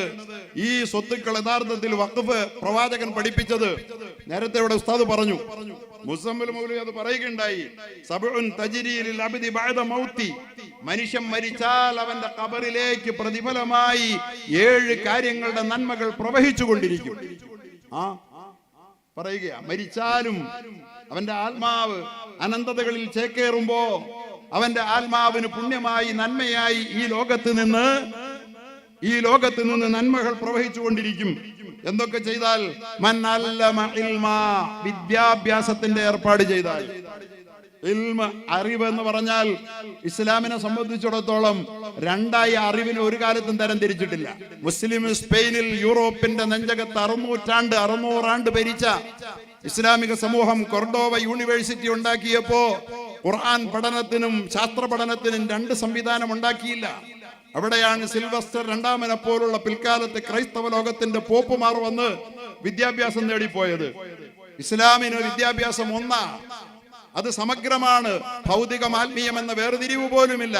അള്ളാഹുവിന്റെ പ്രവാചകൻ പറഞ്ഞു, വഖഫ് ചെയ്യേണ്ടത് ഇൽമു പഠിപ്പിക്കാനാണ്, വിദ്യാഭ്യാസത്തിന്. പ്രിയപ്പെട്ടവരെ, വിദ്യാഭ്യാസത്തിന് വേണ്ടി വഖഫ് ചെയ്യണമെന്ന് പറഞ്ഞാൽ തന്റെ വിലപ്പെട്ട സ്വത്ത് വിട്ടുകൊടുക്കാൻ മടിയില്ലാത്ത സമ്പന്നന്മാരെ ഇന്നുണ്ടെന്ന് മാത്രമല്ല, ഇന്നലകളിൽ കേരളം ദർശിച്ചതിന്റെ അനന്തരഫലമാണ് ഇന്ന് വിവാദമായി മാറിയിരിക്കുന്ന മുനമ്പത്തെ വഖഫ് ഭൂമി എന്ന് നിങ്ങൾ മനസ്സിലാക്കണം. ഒന്ന് വിദ്യാഭ്യാസത്തിന്റെ ഏർപ്പാട് ചെയ്യുന്നവർ. രണ്ടാമത്തത് ആരാണെന്നറിയോ? നേരത്തെ പറഞ്ഞു, ഒരു നദി, ഒരു കനാല് ഒഴുക്കി കൊടുത്താൽ പൊതുജനാവശ്യത്തിന് വേണ്ടി നോക്കൂ. വിദ്യാഭ്യാസത്തിന്റെ സൗകര്യം മുസ്ലിങ്ങൾക്ക് മാത്രമാണോ? രാഷ്ട്രത്തിന് പൊതുവേ അല്ലേ? നദി ഒഴുക്കിയാൽ മുസ്ലിങ്ങൾ മാത്രമേ കുളിക്കുള്ളൂ. അല്ലെങ്കിൽ കിണർ കുഴിച്ചു കൊടുത്താൽ, അല്ലെങ്കിൽ പ്ലാന്റേഷനുകൾ, തോട്ടങ്ങൾ നിർമ്മിച്ചിട്ട് അതിന്റെ പ്രയോജനം പൊതുജനത്തിന് വിട്ടുകൊടുത്താൽ, അല്ലെങ്കിൽ പള്ളി പണിതാൽ. അഞ്ചാമതാ. എല്ലാരും ഇപ്പൊ പള്ളിയിലാ കയറി, വഖഫ് തുടങ്ങണ പള്ളിയിലാ, പിന്നെ മദ്രസയില. അഞ്ചാമത് പറയുക പള്ളിയിൽ. ഈ പള്ളിയിൽ മാത്രമായി വഖഫിന്റെ ലക്ഷ്യത്തെ ഒതുക്കി കെട്ടി. അക്കാര്യത്തിൽ നമുക്കുണ്ട് പങ്ക്. നമ്മൾ യഥാർത്ഥത്തിൽ വഖഫ് കൈവശം ഉണ്ടെങ്കിൽ പോലും വഖഫിനെ പറയപ്പെട്ട ലക്ഷ്യങ്ങൾക്ക് വേണ്ടി ഉപയോഗിക്കാൻ നമുക്ക് കഴിഞ്ഞിട്ടുണ്ടോ എന്നുള്ള ചോദ്യം പ്രസക്തമാണ്. വഖഫിന്റെ കൃത്യമായ വിനിയോഗത്തിൽ നമ്മുടെ പൂർവികന്മാർ കാണിച്ചതുപോലുള്ള ഉത്തരവാദിത്വപൂർണമായ ബാധ്യതകൾ ഏറ്റെടുക്കുന്നതിൽ നമ്മൾ പരാജയപ്പെട്ടു പോയപ്പോഴല്ലേ വഖഫ് എന്ന് പറയുന്നത് മുസ്ലിങ്ങളുടെ ഏതാണ്ട് സ്വന്തമാണ് എന്ന് ഈ വെറുപ്പിന്റെ ശക്തികൾ പ്രചരിപ്പിച്ചപ്പോൾ ജനങ്ങൾ അതിന് വശംവദരായി പോയത്. മുസഹബ, അല്ലെങ്കിൽ മുസഹബ് ദാനം ചെയ്താൽ പഠിക്കാൻ വേണ്ടി.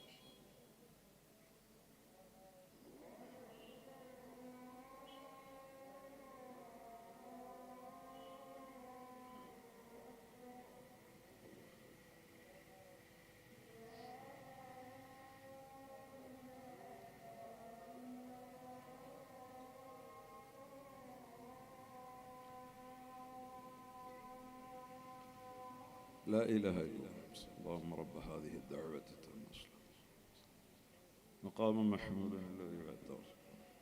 സഹോദരങ്ങളെ, വഖഫ് എന്ന് പറയുന്നത് തനിക്ക് അല്ലാഹു നൽകിയ വിലപ്പെട്ട വസ്തുവകകൾ, സ്ഥാവര ജംഗമ സ്വത്തുക്കൾ, പരലോകത്തിന് വേണ്ടി, പരലോകത്ത് ഖബറിലായിരിക്കുമ്പോൾ ആത്മശാന്തി ലഭിക്കുന്നതിന് വേണ്ടി പ്രതിഫലം പ്രവഹിക്കാൻ, പരലോകത്തെ അനന്തകാല ജീവിതത്തിലേക്ക് നിലയ്ക്കാത്ത പ്രതിഫല പ്രവാഹമായതൊഴുകാൻ വേണ്ടി അള്ളാഹുവിന്റെ റസൂൽ പ്രേരിപ്പിച്ചതിന്റെ അടിസ്ഥാനത്തിൽ നമ്മുടെ പൂർവികന്മാർ ചെയ്ത ദാനത്തെ, അത്തരം വഖഫുകളെ വഖഫല്ലാതാക്കി മാറ്റാൻ വേണ്ടി ശ്രമിക്കുന്നവർ നാം പിടിച്ചെടുത്തു എന്നാ പറയണത്.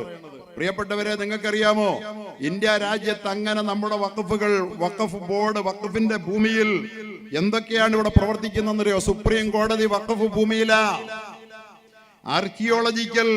ആർക്കിയോളജി ഓഫ് ഇന്ത്യയുടെ നിരവധി സ്ഥാപനങ്ങൾ ഡൽഹിയിൽ വഖഫിന്റെ ഭൂമിയിലാ. ഇന്ത്യൻ റെയിൽവേയുടെ പ്രതിരോധ സേനയുടെ ഏറ്റവും അധികം ഭൂമി വഖഫാണ്. ഡൽഹി കോർപ്പറേഷന്റെ ഒരുപാട് സ്ഥലങ്ങൾ വഖഫിലാണ്. എന്ന് പറഞ്ഞാൽ വഖഫ് ചെയ്യപ്പെടുന്ന ഭൂമി ഒരു രാഷ്ട്രത്തിന്റെ പൊതു നന്മയ്ക്ക് വിനിയോഗിക്കപ്പെടാമെന്നുള്ളത് ഇസ്ലാമിക സമൂഹം അംഗീകരിച്ചിട്ടുള്ളത് കൊണ്ടാണ്. കാരണം ഇവിടെ പറഞ്ഞത് നദിയൊഴുക്കിയാൽ, കിണർ കുഴിച്ചാൽ, തോട്ടം നിർമ്മിച്ചാൽ, വിദ്യാഭ്യാസ സ്ഥാപനങ്ങൾ ഉണ്ടാക്കിയാൽ ഇതെല്ലാം വഖഫായി പരലോക പുണ്യമായി മാറുമെന്ന് പറഞ്ഞപ്പോ അത്തരത്തിൽ വഖഫാക്കപ്പെട്ട ഈ വഖഫ് ബോർഡ് തന്നെ ഉണ്ടാക്കിയത് സത്യത്തിൽ എന്തിനെന്നറിയാവോ? മുസ്ലിങ്ങൾ ആവശ്യപ്പെട്ടിട്ടൊന്നുമല്ല. ഇപ്പൊ പറഞ്ഞത് ഏതാണ്ട് മുസ്ലിങ്ങൾ ഞങ്ങൾക്കൊരു വഖഫ് ബോർഡ് ഉണ്ടാക്കി തരാമോ എന്ന് ചോദിച്ച് നിലവിളിച്ചപ്പോഴാണ് ഇന്ത്യ രാജ്യത്ത് മുസ്ലിമീങ്ങളുടേതായ വഖഫ് ഭൂമികൾ വിഭജനത്തോടുകൂടി ഡൽഹിയിലും ബോംബെയിലും അതുപോലെ തന്നെ ഇന്ത്യയുടെ പല മഹാനഗരങ്ങളിലും അതിർത്തി പ്രദേശങ്ങളിലും അതീവ സമ്പന്നന്മാരായ ഒരുപാട് മുസ്ലിം പ്രഭുക്കന്മാരുടെ അടക്കമുള്ള ഭൂമികൾ ഇട്ടേച്ച് വിഭജനത്തിന് ശേഷം അവർ പാകിസ്ഥാനിലേക്ക് പോയപ്പോ ആ ഭൂമിയെല്ലാം മുസ്ലിം ഇൻഡിവിജ്വൽസ്, മുസ്ലിമീങ്ങൾ അതെടുക്കാതിരിക്കാൻ, മറ്റുള്ളവരും അതെടുക്കാതിരിക്കാൻ, വ്യക്തികൾക്ക് സ്വന്തമാകാതിരിക്കാൻ വേണ്ടിയിട്ട് ഇന്ത്യയുടെ ഗവൺമെന്റ് അത് തങ്ങളുടേതാക്കി നിലനിർത്താൻ വേണ്ടിയിട്ട് ഇന്ത്യയുടെ ഗവൺമെന്റാണ് വഖഫ് ബോർഡ് ഉണ്ടാക്കിയത്. നമ്മൾ ആവശ്യപ്പെട്ടിട്ടാണോ? നമ്മളെപ്പോഴാണ് വഖഫ് ബോർഡ് ഉണ്ടാക്കാൻ വേണ്ടി ഉണ്ടാക്കിയത്? നമ്മളെപ്പോഴാണ് വഖഫ് ബോർഡ് ഉണ്ടാക്കാൻ പാടുണ്ടാക്കിയത്? ഇത് വ്യക്തി കൊണ്ടുപോകരുത്. വഖഫിന്റെ ലക്ഷ്യം എന്ന് പറയുന്നത് രാഷ്ട്രത്തിന്റെ പൊതു താല്പര്യമാണ്. അതുകൊണ്ട് വഖഫിന്റെ ഭൂമി വഖഫ് ചെയ്യപ്പെട്ടാൽ അത് രാഷ്ട്രത്തിന്റെ കൂടി അധികാരത്തിലേക്കാണ് ഇത് വരുന്നത്. ഇന്ന് കേരളത്തിലെ ഇന്ത്യയിലടക്കം വഖഫ് ബോർഡുകൾ ഭരിക്കുന്ന ആരാ? മുസ്ലിങ്ങളാ. ചിലപ്പോ പറയും തലക്കെട്ടുകാരായ ആരെങ്കിലും ഒരാള് അതിന്റെ ചെയർമാൻ ആയിട്ടുണ്ടാവും. ആരാ നിയമിക്കണേ? അപ്പപ്പോ ഭരിക്കുന്ന ഗവൺമെന്റാ, ഗവൺമെന്റിന്റെ നോമിനിയാണ്. ആ നോമിനിക്ക് ഗവൺമെന്റിന്റെ താല്പര്യത്തിനപ്പുറത്തൊന്നും പ്രവർത്തിക്കാനുള്ള സ്വാതന്ത്ര്യമില്ല. പിന്നെ ഞങ്ങൾക്ക് കിട്ടിയ ഒരു പദവിയാ എന്ന് പറഞ്ഞ് നമ്മളങ്ങനെ നടക്കണമെന്ന് മാത്രമേ ഉള്ളൂ. സത്യത്തിൽ ഇന്ന് വഖഫ് ബോർഡ് ഇന്ത്യ രാജ്യത്തെ മുഴുവൻ വഖഫ് പ്രോപ്പർട്ടീസും ഗവൺമെന്റിന്റേതാണ്. വഖഫ് ബോർഡുകളെല്ലാം 36 വഖഫ് ബോർഡുകൾ സ്റ്റേറ്റിന്റേതായി മതിയും. അല്ലാതെ ഈ 36 വഖഫ് ബോർഡുകൾ കേന്ദ്ര ഗവൺമെന്റിന്റെ അണ്ടറിലുണ്ട്, സ്റ്റേറ്റുകളുടെയും കീഴിൽ. ഈ വഖഫ് ബോർഡുകളൊന്നും മുസ്ലിമീങ്ങൾ സമരം ചെയ്തുണ്ടാക്കിയതല്ല. മുസ്ലിമീങ്ങൾ ഇട്ടും വെച്ചും പോയ ആ വസ്തുവകകൾ അത് വ്യക്തികൾ അന്യാധീനപ്പെടുത്താതിരിക്കാൻ വേണ്ടി അതിവിടെ സംഭവിച്ചു. നിങ്ങൾക്കറിയോ, 2002 LK അദ്വാനി ഉദ്ഘാടനം ചെയ്ത മില്ലനിയം പാർക്ക് 10 ഏക്കർ ഭൂമി ഖബർസ്ഥാന് വേണ്ടി വഖഫ് ചെയ്തതാ. അതൊക്കെ നമുക്ക് സഹിക്കാം. കാരണം പൊതുസമൂഹത്തിന് വേണ്ടി നൽകിയതിൽ മുസ്ലിം സമൂഹം ഇടപെട്ടിട്ടില്ല. ഇപ്പൊ മുസ്ലിം സമുദായം അത് അരുത്, ഭേദഗതികൾ അരുതെന്ന് പറയുന്നപ്പോൾ എന്തേ ഈ സമുദായം മുമ്പേ പറഞ്ഞില്ല? നിങ്ങൾ ആലോചിക്കണം. സുപ്രീം കോടതി വിട്ടതാന്ന് പറഞ്ഞോ? റെയിൽവേ പിടിച്ചെടുത്ത ഭൂമി തരാൻ പറഞ്ഞോ? പ്രതിരോധ സേനയുടെ വസ്തുവകകൾ വഖഫിന്റേതാണ്, രേഖാമൂലം രേഖകൾ സംസാരിക്കുന്നു, തരണമെന്ന് നമ്മൾ പറഞ്ഞോ? ആർക്കിയോളജിയുടെ വസ്തുവകകൾ വിട്ടുതരണമെന്ന് പറഞ്ഞോ? എന്താ കാര്യം? വഖഫിന് രാഷ്ട്ര നിർമ്മാണത്തിൽ വഖഫിന്റെ പ്രോപ്പർട്ടികൾക്ക് ഒരു പങ്കുണ്ട്. അതുകൊണ്ട് അത് ആ നിലയിൽ ഉൾക്കൊള്ളാൻ കഴിയുമെന്ന് ഈ രാജ്യത്തെ മുസ്ലിം സമുദായത്തിന് തിരിച്ചറിയാൻ ശേഷിയുണ്ട്.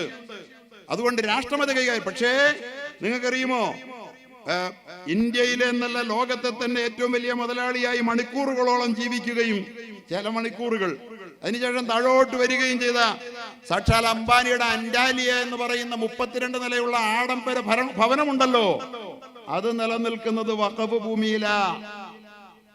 ഏക്കർ കണക്കിനുള്ള വഖഫ് ഭൂമിയിലാ. എറണാകുളം നഗരത്തിലെ 10 സെന്റിന്റെ വില പോലും കൊടുക്കാതെ അയാൾ സ്വന്തമാക്കിയപ്പോ ഇത്തരക്കാരായ ആളുകൾ, അത് മുസ്ലിങ്ങളുണ്ട്, മുസ്ലിങ്ങളല്ലാത്തവരുമുണ്ട്. അങ്ങനെ വന്നപ്പോൾ അത് അന്യാധീനപ്പെട്ട് രാഷ്ട്രത്തിന് നഷ്ടപ്പെട്ടു പോകാതിരിക്കാൻ വേണ്ടി വഖഫിന്റെ നിയമങ്ങളെ കർക്കശമായി ഉറപ്പിച്ചത് കോൺഗ്രസിന്റേതും മറ്റ് ഗവൺമെന്റുകളും ഉറപ്പിച്ചത് രാജ്യത്തിന് വേണ്ടിയാ, മുസ്ലിങ്ങൾക്ക് വേണ്ടിയല്ല. മുസ്ലിങ്ങൾക്ക് മേടിച്ചു തരാൻ വേണ്ടിയല്ല, രാജ്യത്തിനത് വേണമെന്നുള്ളത് കൊണ്ടാ. നമ്മളാണോ ബോർഡ് ഉണ്ടാക്കിയത്? മുസ്ലിം സമുദായം എപ്പോഴെങ്കിലും വഖഫ് ബോർഡ് ഉണ്ടാക്കണമെന്ന് പറഞ്ഞോ? എന്താ നമ്മൾ പറയാഞ്ഞേ? അത് പറയാതെ തന്നെ രാജ്യം അത് ചെയ്യും. കാരണം ഈ വഖഫിന്റെ ഗുണം രാജ്യം മുഴുവൻ അനുഭവിക്കുക. സുപ്രീം കോടതി ആർക്കാ അതിന്റെ ഗുണം തരുന്നത്? അതുപോലെ തന്നെ ഈ പറയപ്പെട്ട പ്രോപ്പർട്ടികളിലൊക്കെ പ്രവർത്തിക്കുന്ന, അതുപോലെ തന്നെ റെയിൽവേ അടക്കമുള്ളതിന്റെ ഗുണം ആർക്കാ കിട്ടുന്നേ? ഇതൊക്കെ മുസ്ലിം സമ്പന്നന്മാർ ദാനം ചെയ്തതും വിഭജനാനന്തരം ഇട്ടും വെച്ചും പോയതുമായ പ്രോപ്പർട്ടികൾ ഈ രാജ്യം അനുഭവിച്ചു കൊണ്ടിരിക്കുന്ന നന്മകളാണ്. അതുകൊണ്ട് തന്നെ ഈ രാജ്യത്ത് നിയമം നിർമ്മിച്ചത് വഖഫിന്റെ സുരക്ഷ ഉറപ്പാക്കാൻ വേണ്ടിയിട്ടുള്ള നിയമങ്ങൾ പലപ്പോഴും ഗവൺമെന്റുകൾ മുറുക്കലാ പതിവ്. കേരളത്തിന്റെ സ്റ്റേറ്റും അങ്ങനെ ചെയ്തിട്ടുണ്ട്. അന്നൊന്നും മുസ്ലിങ്ങൾ ഒച്ച വെച്ച് നിങ്ങൾ കണ്ടിട്ടില്ല. കാരണം വഖഫിന്റെ വസ്തുക്കൾ ഗവൺമെന്റിന് നാളെ ഉപയോഗിക്കാൻ കഴിയണമെന്നാണ് ഗവൺമെന്റുകൾ എപ്പോഴും ചിന്തിക്കാറുള്ളത്. അവരുടെ പ്രതിനിധികളെയാണ് ആ സ്ഥാനത്ത് അവർ വെക്കാറുള്ളത്. പ്രിയപ്പെട്ടവരെ, 122ഓളം പ്രോപ്പർട്ടികൾ ഡൽഹിയിൽ അങ്ങനെ കിടക്കുകയാണ്. അങ്ങനെയുള്ള ഈ പ്രോപ്പർട്ടികളെല്ലാം വാസ്തവത്തിൽ മുസ്ലിമീങ്ങളുടെ ദാനത്തിന്റെ ഭാഗമാണ്. ഞാൻ ദീർഘിപ്പിച്ച് പറഞ്ഞ് മുന്നോട്ട് പോകുന്നില്ല. ഇവിടെയാണ് ഇപ്പൊ മുനമ്പം വഖഫിന്റെ പേര് പറഞ്ഞുകൊണ്ട് ഒരു സമുദായത്തെ ഏറ്റവും വലിയ അപകടകാരികൾ, വഖഫ് ഒരു കൊള്ളസംഘമാണെന്ന് ഒരു സമുദായത്തിന്റെ നേതൃത്വത്തിൽ പ്രവർത്തിക്കുന്ന, പ്രത്യേകിച്ച് അവരുടെ ആത്മീയ ആചാര്യന്മാരുടെ നേതൃത്വത്തിൽ പ്രവർത്തിക്കുന്ന ഒരു പത്രത്തിൽ എഴുതി വഖഫ് ഒരു കൊള്ളസംഘമാണെന്ന്. സഹിക്കാനാവുമോ നമുക്ക്? നമ്മൾ ആരുടെ വഖഫാണ് കൊള്ള ചെയ്തത്? ഏതെങ്കിലും ക്രൈസ്തവരുടെ പ്രോപ്പർട്ടി നാം പിടിച്ചെടുത്തെന്ന് ക്രിസ്ത്യാനികൾ ഇതുവരെ പറഞ്ഞോ? ഹിന്ദുവിന്റെ പ്രോപ്പർട്ടി പിടിച്ചെടുത്തെന്ന് ഹിന്ദു ഇതുവരെ ആരോപണം ഉന്നയിച്ചോ? ഗവൺമെന്റിന്റെ പിടിച്ചെടുത്തുവെന്ന് ഗവൺമെന്റ് ഇന്നുവരെ ആരോപിച്ചോ? സംഭവിക്കുന്നത് പലപ്പോഴും തിരിച്ചാണ്. ഇസ്ലാമിക സമൂഹത്തിന്റെ വഖഫ് ഗവൺമെന്റിന്റെ കയ്യിലുണ്ടെന്ന് നമ്മൾ പറയാറുണ്ട്. അതിനുവേണ്ടി കോലാഹലമൊന്നും ഉണ്ടാക്കാറില്ല. അതുപോലെ തന്നെ പ്രൈവറ്റ് വ്യക്തികൾ പിടിച്ചെടുക്കുമ്പോൾ അതൊന്നുകിൽ ഈ സമുദായത്തിന് ഉപകാരപ്പെടണം, അല്ലെങ്കിൽ പൊതുസമൂഹത്തിന് ഉപകാരപ്പെടണം. അത് യഥാർത്ഥത്തിൽ വഖഫ് അല്ലെന്ന് പറഞ്ഞു വരുമ്പോ വഖഫാണെന്ന് പറയാനുള്ള അതിന്റെ സ്റ്റാറ്റസ് നിലനിർത്താനുള്ള അവകാശത്തിന് വേണ്ടിയാണ് മുസ്ലിം സമുദായം പോരാടുന്നത്. നിങ്ങൾക്കറിയാമോ, പ്രവാചകൻ ഇങ്ങനെ പഠിപ്പിച്ചതുകൊണ്ട് മുസ്ലിമീങ്ങൾ അത് വല്ലതും ചെയ്തോ? അതാണ് മുനമ്പം വഖഫ്. മുനമ്പത്തെ വഖഫ് ഭൂമി എന്ന് വഖഫ് ഭൂമി അല്ല എന്ന് ഇവിടത്തെ പലരും പറഞ്ഞ് പ്രചരിപ്പിക്കാൻ ശ്രമിക്കുകയാണ്. അവർ ചെയ്യുന്ന ദ്രോഹം മുസ്ലിം സമുദായത്തോടല്ല, ഈ രാജ്യത്തോടാണ്, രാജ്യത്തെ പൊതുസമൂഹത്തോടാണ്. ഇവിടത്തെ ഹിന്ദുവിനോട്, ക്രിസ്ത്യാനിയോട്, ഒപ്പം മുസ്ലിമിനോടുമാണ് അവർ ദ്രോഹം ചെയ്യുന്നത്. ഏത് വഖഫ് ഭൂമിയാണ് വഖഫല്ലെന്ന് ഇവർ പറയുന്നത്? നോക്കൂ നിങ്ങൾ, മുനമ്പത്തെ 404 ഏക്കർ ഭൂമി വഖഫ് ചെയ്തത് എപ്പോഴാണെന്നറിയോ? അവിടെ ഒരു കോളേജ് നിർമ്മിക്കണമെന്ന് അവിടുത്തെ ജനങ്ങൾക്ക് ആഗ്രഹമുണ്ടായി. കേരളം കണ്ട ഏറ്റവും വലിയ വിദ്യാഭ്യാസ പ്രവർത്തകരിൽ ഒരാളായിരുന്ന സീതി സാഹിബ്, നമ്മുടെ കേരളത്തിന്റെ സ്പീക്കറായിരുന്ന സീതി സാഹിബിനെ പോലുള്ളവർ ഒരു വലിയ ഇസ്ലാമിക സമൂഹത്തിന് കൂടി പഠിക്കാൻ സൗകര്യപ്രദമായ ഒരു പൊതുകലാലയം രൂപാന്തരപ്പെടണമെന്ന് ആഗ്രഹിച്ച് അതിനുവേണ്ടി അപേക്ഷ സമർപ്പിച്ചപ്പോൾ 1950കളിൽ ഒരു കോളേജിനെ കുറിച്ചുള്ള സങ്കല്പം, മൻ അല്ലമ ഇൽമ, ഇൽമിന് വേണ്ടി ചെയ്യുന്ന ഏർപ്പാടുകൾ വഖഫാണ്, പരലോകത്ത് പുണ്യം കിട്ടുമെന്ന. അങ്ങനെ യൂണിവേഴ്സിറ്റിക്ക് അഫിലിയേഷന് വേണ്ടി അപേക്ഷിച്ചപ്പോ അവർ പറഞ്ഞു 5 ലക്ഷം രൂപയുടെ പ്രോപ്പർട്ടി വെക്കാതെ ഞങ്ങൾ ആ കോളേജിന് അഫിലിയേഷൻ തരൂല. സീതി സാഹിബിനെ പോലുള്ള പൊതുപ്രവർത്തകർ അതിസമ്പന്നന്മാരാണ് അവരൊക്കെ. അവർ നൽകാവുന്നത് ആവുന്നത്ര നൽകി 4 ലക്ഷം രൂപയുടെ വക കണ്ടെത്തി. പക്ഷേ 5 ലക്ഷമാക്കാൻ അവർക്കാവുന്നില്ല. അങ്ങനെ ഇരിക്കുമ്പോഴാണ് സിദ്ദീഖ് സേട്ട് എന്ന ധാരാളം വസ്തുക്കൾ, സ്വന്തമായിട്ടുള്ള ഭൂമി ധാരാളം എന്നൊക്കെ ആളുകൾക്കുണ്ട്. 1000കണക്കിന് ഏക്കറുകളാണെന്ന് സമ്പന്നന്മാരുടെ കൈവശമുള്ളത്. അങ്ങനെയുള്ള ഈ സിദ്ദീഖ് സേട്ടിനെ സമീപിച്ചിട്ട് നിങ്ങൾ എന്തെങ്കിലും ചെയ്യണമെന്ന് അഭ്യർത്ഥിച്ചപ്പോ അദ്ദേഹം തന്റെ 404 ഏക്കർ സ്ഥലം 1 ലക്ഷം രൂപ വില വരുന്ന, അന്നത്തെ വില അതാ, 1 ലക്ഷം രൂപ 404 ഏക്കറിന് അങ്ങ് വിട്ടുകൊടുക്കുക. 404 ഏക്കറിന് ഇന്ന് വില എന്താണ് നിങ്ങൾ ആലോചിച്ച് നോക്കണം. അത് വിട്ടുകൊടുക്കുകയാണ് തന്റെ മക്കൾ അനുഭവിക്കേണ്ടത്.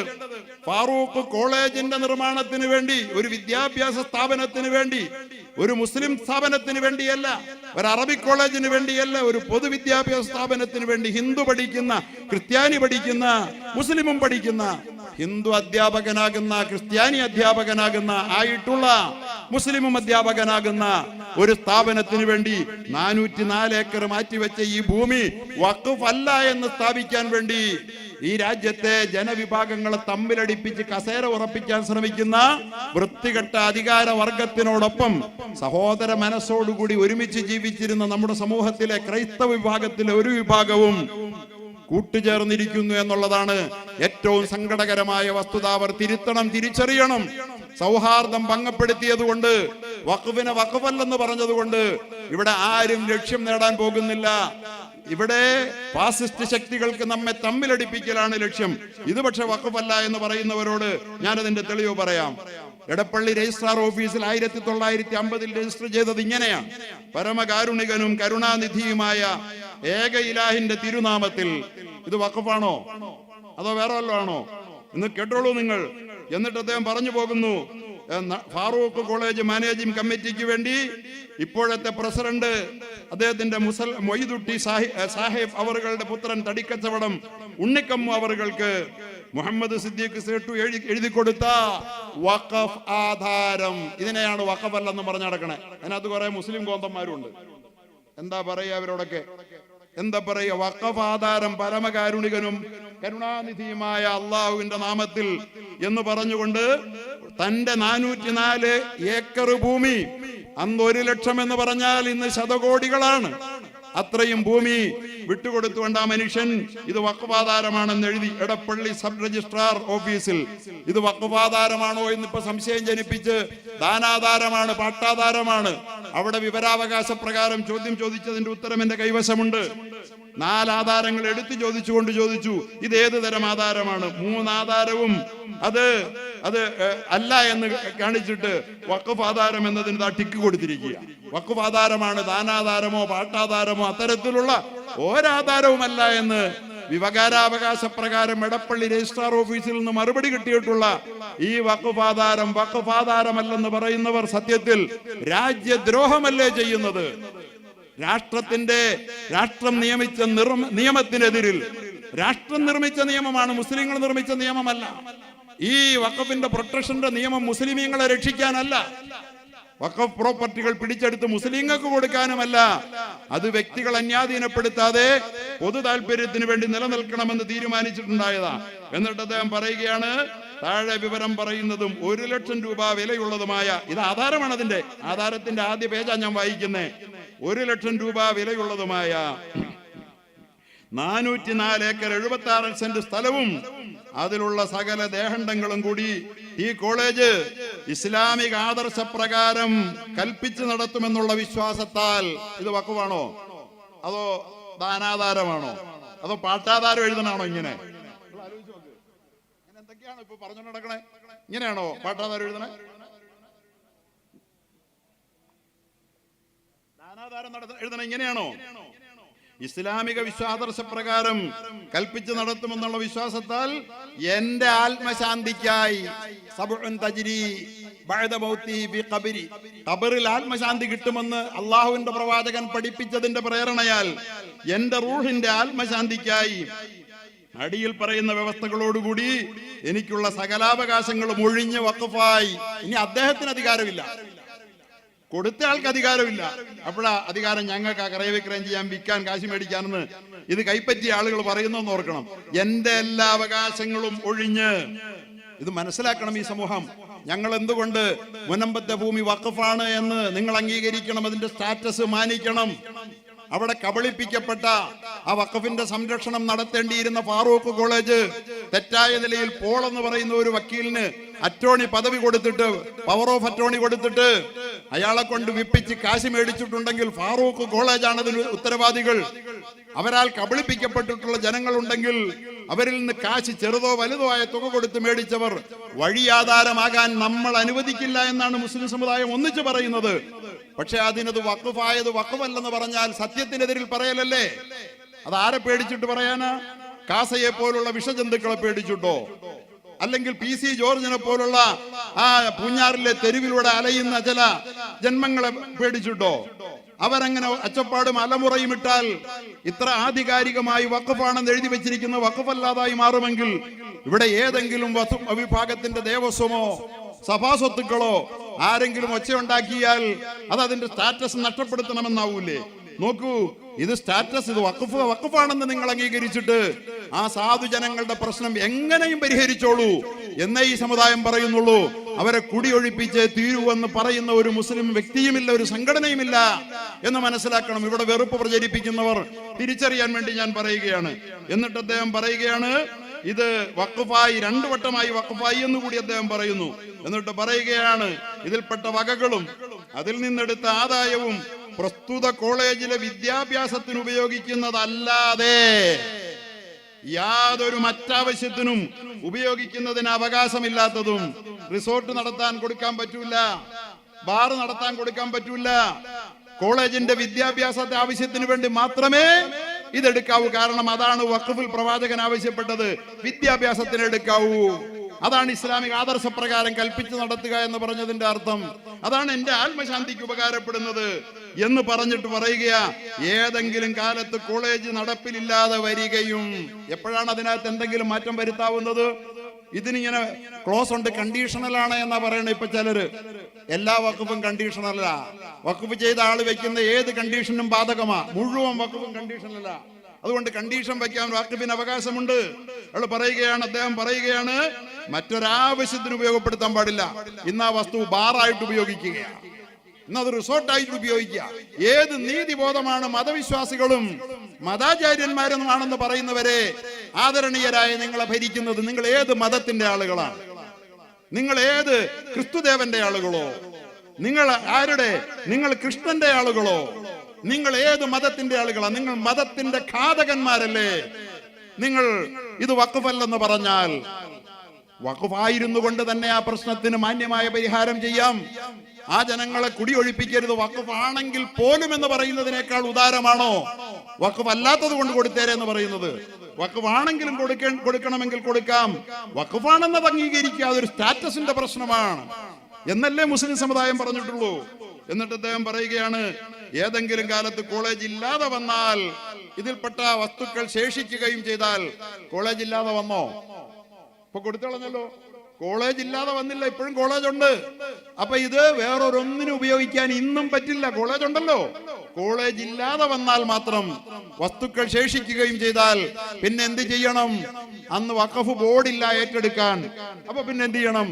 ഫാറൂഖ് കോളേജിന് പിന്നെ ഞാനിത് കോളേജ് ഇല്ലല്ലോ. അപ്പൊ പിന്നെ കോളേജ് മാനേജ് കമ്മിറ്റിക്ക് പിന്നെയും അതോറിറ്റി ഇല്ല. അപ്പൊ കൊടുത്ത എന്റെ അവകാശികൾക്ക് എന്റെ താല്പര്യപ്രകാരം എന്റെ പരലോക മോക്ഷത്തിന് മറ്റേതെങ്കിലും തരത്തിൽ സമൂഹത്തിന് ഉപകാരപ്രദമായി അവർ വിനിയോഗിക്കാൻ പര്യാപ്തമായ നിലയിൽ എന്റെ അവകാശികൾക്ക്, എന്റെ പിന്തുടർച്ചാവകാശികൾക്ക് അത് മടക്കിയെടുക്കാൻ അവകാശം ഉണ്ടായിരിക്കുമെന്ന് പറഞ്ഞത് വഖഫ് ബോർഡ് ഇല്ലാത്തത് കൊണ്ടുകൂടി. അന്ന് വഖഫ് ബോർഡ് ഉണ്ടോ? അങ്ങനെ കൊടുത്ത ഈ വഖഫ് വസ്തുവിനെ ഈ രാജ്യത്ത് കലാപത്തിന്റെ കേന്ദ്രബിന്ദുവാക്കി മാറ്റാൻ വേണ്ടി ശ്രമിക്കുന്ന അപകടകാരികളായ ശക്തികൾ യഥാർത്ഥത്തിൽ ഈ രാജ്യത്തെ ജനങ്ങളെ ഭിന്നിപ്പിച്ച് ഈ രാജ്യത്ത് അധികാരം ഉറപ്പിക്കാൻ വേണ്ടിയിട്ട് ബ്രിട്ടീഷുകാരെ പോലെ ഡിവൈഡ് ആൻഡ് റൂൾ തന്ത്രമാക്കിയ അധികാര കേന്ദ്രത്തിനാണ് ഒത്താശ ചെയ്യുന്നത്. ഇത് നാളുകളിൽ അവർക്കാണ് വിനയായി വരിക. ഇവിടെ ദേവസ്വവും ഗുരുദ്വാരയും ഒക്കെ വഖഫും ഒക്കെ ഗവൺമെന്റിന്റെ കൂടെ അണ്ടറിൽ നിരീക്ഷണത്തിന്റെ കീഴിൽ ഭരിക്കപ്പെടുമ്പോ ഒരു ഗവൺമെന്റ് നിയന്ത്രണങ്ങൾക്കും വിധേയമല്ലാതെ ഭരിക്കപ്പെടുന്ന സ്വത്തുണ്ടെങ്കിൽ അത് സഭാ സ്വത്തുക്കൾ മാത്രമാണ്. ഇതിനെതിരിലുള്ള നിങ്ങളുടെ ഈ വാദമുഖങ്ങൾ ഈ സഭാധികാരികളോട് ഞാൻ പറയുക, ഞാൻ എല്ലാവരോടും ഇപ്പൊ പറയുന്നില്ല, കാരണം നമ്മുടെ പാമ്പ്ളാനി പിതാവൊക്കെ ഈ കഴിഞ്ഞ ദിവസം പറയുന്നത് ഞാൻ കേട്ടു. ഈ വെറുപ്പിന്റെ തീവ്രവാദപരമായ സമീപനം കൊണ്ടൊന്നും കാര്യമില്ല. ഒരു മതവിഭാഗത്തെ എങ്ങനെയും ഇല്ലായ്മ ചെയ്യാമെന്നും പറഞ്ഞ് ഇറങ്ങിത്തിരിക്കുന്നതിനെ ഒന്നും കാസയെ പരാമർശിച്ചാ പറഞ്ഞത്. അതൊന്നും അംഗീകരിക്കാൻ ഞങ്ങൾക്ക് മനസ്സില്ല എന്ന് പറയുന്ന ബഹുമാന്യനായ പാമ്പ്ളാനി പിതാവിനെ പോലുള്ള ധാരാളം മതപുരോഹിതന്മാർ, ദൈവബോധമുള്ളവർ, ക്രിസ്തുവിൽ വിശ്വാസമർപ്പിച്ചവരുണ്ടായിരിക്കെ മുഴുവൻ ക്രൈസ്തവരെയും ഞാനിത് പറയില്ല. പക്ഷെ വഖഫ് കൊള്ള സംഘമാണെന്ന് പറയുകയും അതിൽ ഉറച്ചു നിൽക്കുകയും ഒക്കെ ചെയ്യുന്ന ഈ ചില പുരോഹിതന്മാരുണ്ടല്ലോ, അവര് നാളെ മുസ്ലിം സമുദായത്തിന്റെ വഖഫ് പ്രോപ്പർട്ടികൾ ഭേദഗതിയിലൂടെ പിടിച്ചെടുക്കാൻ അവർക്ക് കഴിഞ്ഞാൽ നാളെ നിങ്ങളുടെ പ്രോപ്പർട്ടിയിൽ കൈവയ്ക്കാൻ അവർക്ക് മുമ്പിൽ എന്താണ് തടസ്സമെന്ന് മണിപ്പൂർ മുമ്പിൽ വെച്ച് അവർ ആലോചിക്കുന്നത് നല്ലതാണ്. അമേരിക്കയുടെ വലിയ സ്വാധീനമൊക്കെ രക്ഷിച്ചു കളയുമെന്ന് വിചാരിച്ചിട്ട് മണിപ്പൂരിലെ തീ അണയുന്നില്ല എന്നൊന്ന് മനസ്സിലാക്കുന്നത് നല്ലതാണ്. ഒരു സമുദായത്തെ ഒറ്റപ്പെടുത്താൻ വേണ്ടി ശ്രമിക്കുമ്പോ ഇവര് പറയുന്നത് അതിനകത്ത് രണ്ടാളുകൾക്ക് അമുസ്ലിമീങ്ങളായ ആളുകൾ ഇതിനകത്ത് കയറി വരണം പോലും. സഭാസ്വത്തിൽ അക്രൈസ്തവരെ അനുവദിക്കുമോ? അവിടെ ചോദിച്ചല്ലോ, കനിമൊഴി ചോദിച്ചല്ലോ, അഖിലേഷ് യാദവ് ചോദിച്ചല്ലോ, നമ്മുടെ KC വേണുഗോപാൽ ചോദിച്ചല്ലോ, നമ്മുടെ ഇടതുപക്ഷത്തിന്റെ മിടുക്കന്മാരായ MP-മാർ ചോദിച്ചല്ലോ. എല്ലാവരും ഒരുപോലെ ചോദിച്ചു. നിങ്ങൾ എന്താ അസംബന്ധം പറയുന്നേ?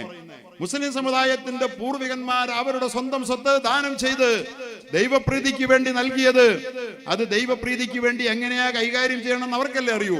അപ്പൊ പറയുകയാണ് മുസ്ലിങ്ങളല്ലാത്തവർ വഖഫ് ചെയ്താലും വഖഫ് ആകുമെന്നുള്ളത് കൊണ്ട് അത് നിയന്ത്രിക്കാൻ മുസ്ലിങ്ങളല്ലാത്ത രണ്ടുപേര് വേണമെന്ന്.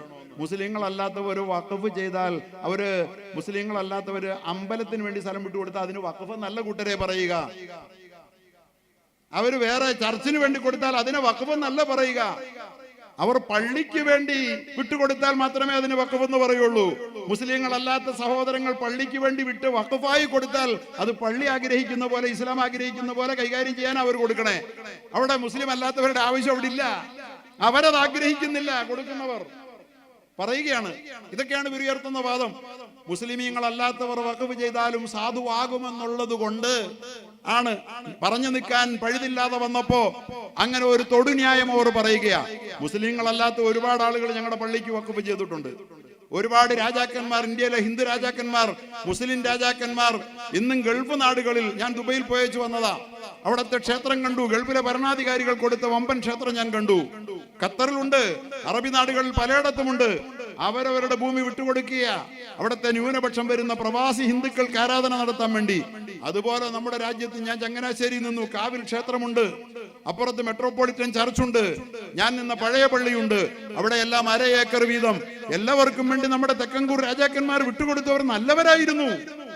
അവർ ആർക്കെങ്കിലും അതെല്ലാം രാജാവ് കൊടുത്തത്, അതുകൊണ്ട് മുഗളന്മാർ കൊടുത്തത്, അതുകൊണ്ട് തിരിച്ചു പിടിക്കണമെന്നാ പറയണേ. അങ്ങനെയാണ് ഹിന്ദു രാജാവ് കൊടുത്തത് എല്ലാം തിരിച്ചു പിടിക്കാൻ പറഞ്ഞ കാവിൽ ക്ഷേത്രം തിരിച്ചു പിടിക്കണ്ടേ? മെട്രോപൊളിറ്റൻ ചർച്ച് തിരിച്ചു പിടിക്കണ്ടേ? എന്ത് മണ്ടത്തരമാണ് യഥാർത്ഥത്തിൽ ഇവർ വിളിച്ചു പോകുന്ന ഒരു സമുദായത്തോടുള്ള വിരോധത്തിന്റെ പേരിൽ. അപ്പൊ പറയാ, പിന്നെ സ്ത്രീകൾക്ക് ഞങ്ങൾ നടത്തിയ ഭേദഗതി നല്ലതല്ലേ, സ്ത്രീകൾക്ക് അതിൽ പങ്കുകൊടുക്കുകയല്ലേ എന്നാ. ഓ, സ്ത്രീകൾക്ക്, മുസ്ലിം സ്ത്രീകൾക്ക് വഖഫിൽ പങ്കുകൊടുത്ത് രക്ഷപ്പെടുത്താൻ വേണ്ടി നമ്മുടെ മോഡിജിക്ക് സ്ത്രീകളോടുള്ള സ്നേഹം ചില്ലറയല്ലല്ലോ. സ്വന്തം ഭാര്യയെ 10-65 കൊല്ലം മുമ്പ് കല്യാണം കഴിച്ചിട്ട് ജീവിതത്തിൽ പെണ്ണായ ആ ഭാര്യയെ ഒന്ന് നോക്കുകയോ ഒന്ന് ദർശിക്കുകയോ സ്പർശിക്കുകയോ പോലും ചെയ്യാൻ തയ്യാറാകാതെ ഒരു സ്ത്രീയോടുള്ള മനുഷ്യത്വത്തിന്റെ 7 അയലത്ത് പോലും കടന്നു പോകാത്ത ആളാണത്രേ മുസ്ലിം സ്ത്രീ.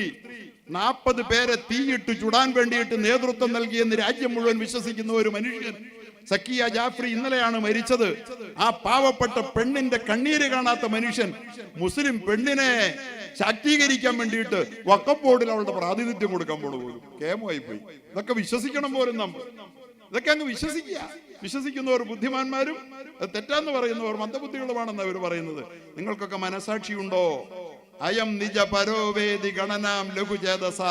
ഈ പിഞ്ചു കുഞ്ഞിന്റെ മനസ്സും പേര് നടക്കാതെ മനുഷ്യനാകാൻ നോക്ക്. മനസ്സുകൊണ്ട് ആകാശത്തോളം വളരാൻ ശ്രമിക്ക്. പരലോക സീമകളിൽ, സ്വർഗ സീമകളിൽ ചേക്കേറാൻ അതാണ് ഉപകാരപ്പെടുക എന്നേ പറയാനുള്ളൂ. പ്രിയപ്പെട്ടവരെ, അങ്ങനെയുള്ള ഭേദഗതികൾ നടപ്പിൽ വരുത്തി ഇവര് നടപ്പാക്കാൻ ശ്രമിക്കുന്നത് വഖഫിന്റെ പ്രൊട്ടക്ഷൻ അല്ല. ഇതുപോലെ രാജ്യനിവാസികൾക്കെന്നും മുതൽക്കൂട്ടായി മുസ്ലിം സമുദായത്തിന്റെ പൂർവികന്മാരുടെ ഉദാര മനസ്ഥിതി കൊണ്ട് നൽകപ്പെട്ട് ഈ രാജ്യം അനുഭവിച്ചു വന്നുകൊണ്ടിരിക്കുന്ന വഖഫ് പ്രോപ്പർട്ടികളെല്ലാം അണ്ടാലിയ അംബാനി പിടിച്ചെടുത്തതുപോലെ സ്വന്തമാക്കാൻ ശ്രമിക്കുന്ന സ്വകാര്യ വ്യക്തികൾക്ക് തീരെഴുതി കൊടുക്കാനുള്ള അവകാശമാണ് ഇവർ ഉറപ്പുവരുത്താൻ ശ്രമിക്കുന്നത്. കോൺഗ്രസ് സർക്കാർ, ഇതിനു മുമ്പുള്ള സർക്കാരുകൾ ഈ വഖഫ് നിയമത്തെ ഇത്ര ശക്തമാക്കിയത് വ്യക്തികളെ എടുക്കാതിരിക്കാൻ വേണ്ടിയാണ്. ആവശ്യം വന്നാൽ അത് സർക്കാർ എടുത്ത് രാജ്യത്തിന് മുതൽക്കൂട്ടാക്കാൻ വേണ്ടിയാണ്. ആരാണ് യഥാർത്ഥത്തിൽ രാജ്യസ്നേഹികൾ? ഇവരല്ലേ രാഷ്ട്രദ്രോഹികൾ? ഈ രാജ്യദ്രോഹികളോടൊപ്പം നിൽക്കലല്ല, രാഷ്ട്രധർമ്മം മാനിക്കുന്ന ജനാധിപത്യത്തിൽ വിശ്വസിക്കുന്നവർ ചെയ്യേണ്ടതെന്ന് സൂചിപ്പിച്ചുകൊണ്ട് എൻ്റെ പ്രിയപ്പെട്ട സഹോദരങ്ങളെ, സമയം വളരെ ദീർഘിച്ചതുകൊണ്ട് ഞാൻ എൻ്റെ പ്രഭാഷണം ഇനിയും നീട്ടിക്കൊണ്ടുപോകാൻ ആഗ്രഹിക്കുന്നില്ല. യഥാർത്ഥത്തിൽ വഖഫ് ഇസ്ലാമിക സമൂഹത്തിന്റെ ഒരു വലിയ ഇസ്ലാമിക് സൊസൈറ്റിയുടെ മെറ്റീരിയൽ ഫൗണ്ടേഷനായി ലോകത്തെന്നും വിലയിരുത്തപ്പെട്ടിട്ടുള്ളതാണ്. ഒരു ഇസ്ലാമിക സൊസൈറ്റി എന്തിനാണ് വഖഫ് ചെയ്യുന്നറിയോ? ഇസ്ലാമിലെ സംസ്കാരത്തിലെ ഭരണ സംവിധാനത്തിന് പൊതുജനാവശ്യങ്ങൾക്ക് പണം കണ്ടെത്താൻ കഴിയാതെ വരുന്ന സാഹചര്യത്തിൽ സമ്പന്നരായ സ്വകാര്യ വ്യക്തികളെ ദാനത്തിന് പ്രേരിപ്പിച്ച് ക്ഷേമ പ്രവർത്തനം നടത്താൻ വേണ്ടി ഇസ്ലാമിക ഭരണകൂടങ്ങൾ ഏർപ്പാടാക്കിയ വഖഫ് സംവിധാനത്തിലൂടെയാണ് ഇസ്ലാമിക സമൂഹത്തിന്റെ എല്ലാ കാലത്തും ആ സമൂഹത്തിൽ ജീവിച്ച ജനങ്ങൾ കടന്നുപോയത്. വഖഫിന്റെ തൊട്ടിലിൽ ജനിച്ച്, വഖഫിന്റെ ഭക്ഷണം കഴിച്ച്, വഖഫിന്റെ ഖബറുകളിൽ, ഖബർസ്ഥാനുകളിൽ അന്തി ഉറങ്ങുന്ന ഒരു സമൂഹ ഘടനയെയാണ് വഖഫിലൂടെ ഇസ്ലാം സൃഷ്ടിച്ചെടുത്തത് എന്ന് സാമൂഹിക ചിന്തകന്മാർ വിവക്ഷിച്ചതും വിലയിരുത്തിയതും ഈ അർത്ഥത്തിലാണ്. അത് സമൂഹത്തിന് മുഴുവൻ ഉപകാരപ്പെടുന്നതാണ്. ഇന്നും ഫാറൂഖ് കോളേജിൽ ലക്ഷക്കണക്കിന്, നിങ്ങൾക്കറിയാമോ, മണപ്പാടൻ മുഹമ്മദ് ഹാജി ഫാറൂഖ് കോളേജിന് നമ്മുടെ ഫസൽ കപൂർ പറഞ്ഞു 150 ഏക്കർ കൊടുത്തു. അത് കൊടുത്തപ്പോ NSS വന്നിട്ട് പറഞ്ഞു ഞങ്ങൾക്ക് എന്താന്ന്, 25 ഏക്കർ അവർക്കും കൊടുത്തു. SNDP വന്നിട്ട് പറഞ്ഞു, ആർ ശങ്കർ വന്നിട്ട് പറഞ്ഞു ഞങ്ങൾക്ക് എന്താന്ന്, 25 ഏക്കർ അവർക്കും കൊടുത്തു. അദ്ദേഹം ഞാനും കൂടിയുള്ള ഒരു വേദി ചങ്ങനാശ്ശേരി വെച്ച് ഒരിക്കൽ പ്രസംഗിച്ചതാ. ഇങ്ങനെ കൊടുക്കുകയാണ് വിദ്യാഭ്യാസത്തിന് വേണ്ടി. ഇതൊക്കെ ആർക്കാ ഉപകാരപ്പെട്ടെ? അതൊക്കെ ഭൂമി വഖഫ് ചെയ്താൽ കിട്ടുന്ന ഈ മുസ്ലിം സമ്പന്നന്മാർ എന്നും അത് ചെയ്തിട്ടുണ്ട്. ഇതില്ലെന്ന് പറയുമ്പോഴാണ് ഞാൻ പണ്ടൊരിക്കൽ പ്രഭാഷണത്തിൽ ചോദിച്ചതുപോലെ ഇവിടെ പല ക്രൈസ്തവ സമൂഹത്തിന്റെയും, ഞാൻ ക്രൈസ്തവ സഹോദരരെ വിമർശിക്കാൻ പറയല്ല, ഈ ദുർന്യായങ്ങളുടെ പുറകെ പോയി വെറുപ്പിന്റെ ശക്തികൾക്ക് ഒത്താശ ചെയ്യുന്ന ചില പുരോഹിതന്മാരും ചില ക്രൈസ്തവ ഗ്രൂപ്പുകളും പ്രവർത്തിക്കുന്നത് കൊണ്ട് മാത്രം ഞാൻ പറയുകയാണ്. നിങ്ങൾ ഇങ്ങനെ ചെയ്താൽ, പ്രിയപ്പെട്ടവരെ, നിങ്ങളുടെ ഇവിടെ SD കോളേജ് കാഞ്ഞിരപ്പള്ളിയുടെ നഗരഹൃദയത്തിൽ, ഞാൻ വരുന്ന ആലുവയിലെ യൂണിയൻ ക്രിസ്ത്യൻ കോളേജ്, അതുപോലെ തന്നെ SB കോളേജ് ചങ്ങനാശ്ശേരിയിലെ, ഇതൊക്കെ ഏത് കാലഘട്ടത്തിൽ ഉള്ളതാ? നിങ്ങളുടെ കയ്യിലേക്ക് എങ്ങനെ വന്നു ചേർന്നതാ? പൂർവികന്മാരാരും വഖഫ് ചെയ്തതല്ലല്ലോ, ഒന്നും അല്ലല്ലോ.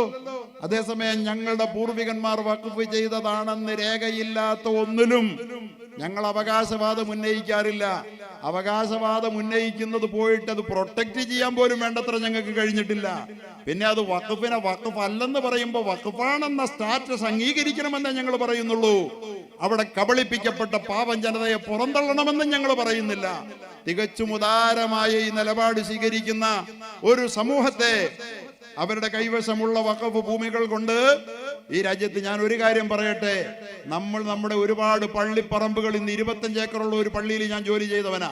ഖത്തീബിന് ശമ്പളം കൊടുക്കാൻ ഇന്നും കയ്യിൽ കാശില്ല. ഇങ്ങനെയാ നമ്മൾ വഖഫ് ഭൂമിയെ കൈകാര്യം ചെയ്യണേ, മനസ്സിലായില്ലേ? 40 ഏക്കർ ഭൂമി വഖഫുണ്ട്. ഞാൻ അറിയുന്ന എറണാകുളം ജില്ലയിൽ ഇന്ന് 40 ഏക്കർ ഭൂമി വഖഫുണ്ട്. അവിടെ പഠിക്കുന്ന അന്തേവാസികൾക്ക് വേണ്ടത്ര സൗകര്യം നൽകാൻ കഴിയുന്നില്ല.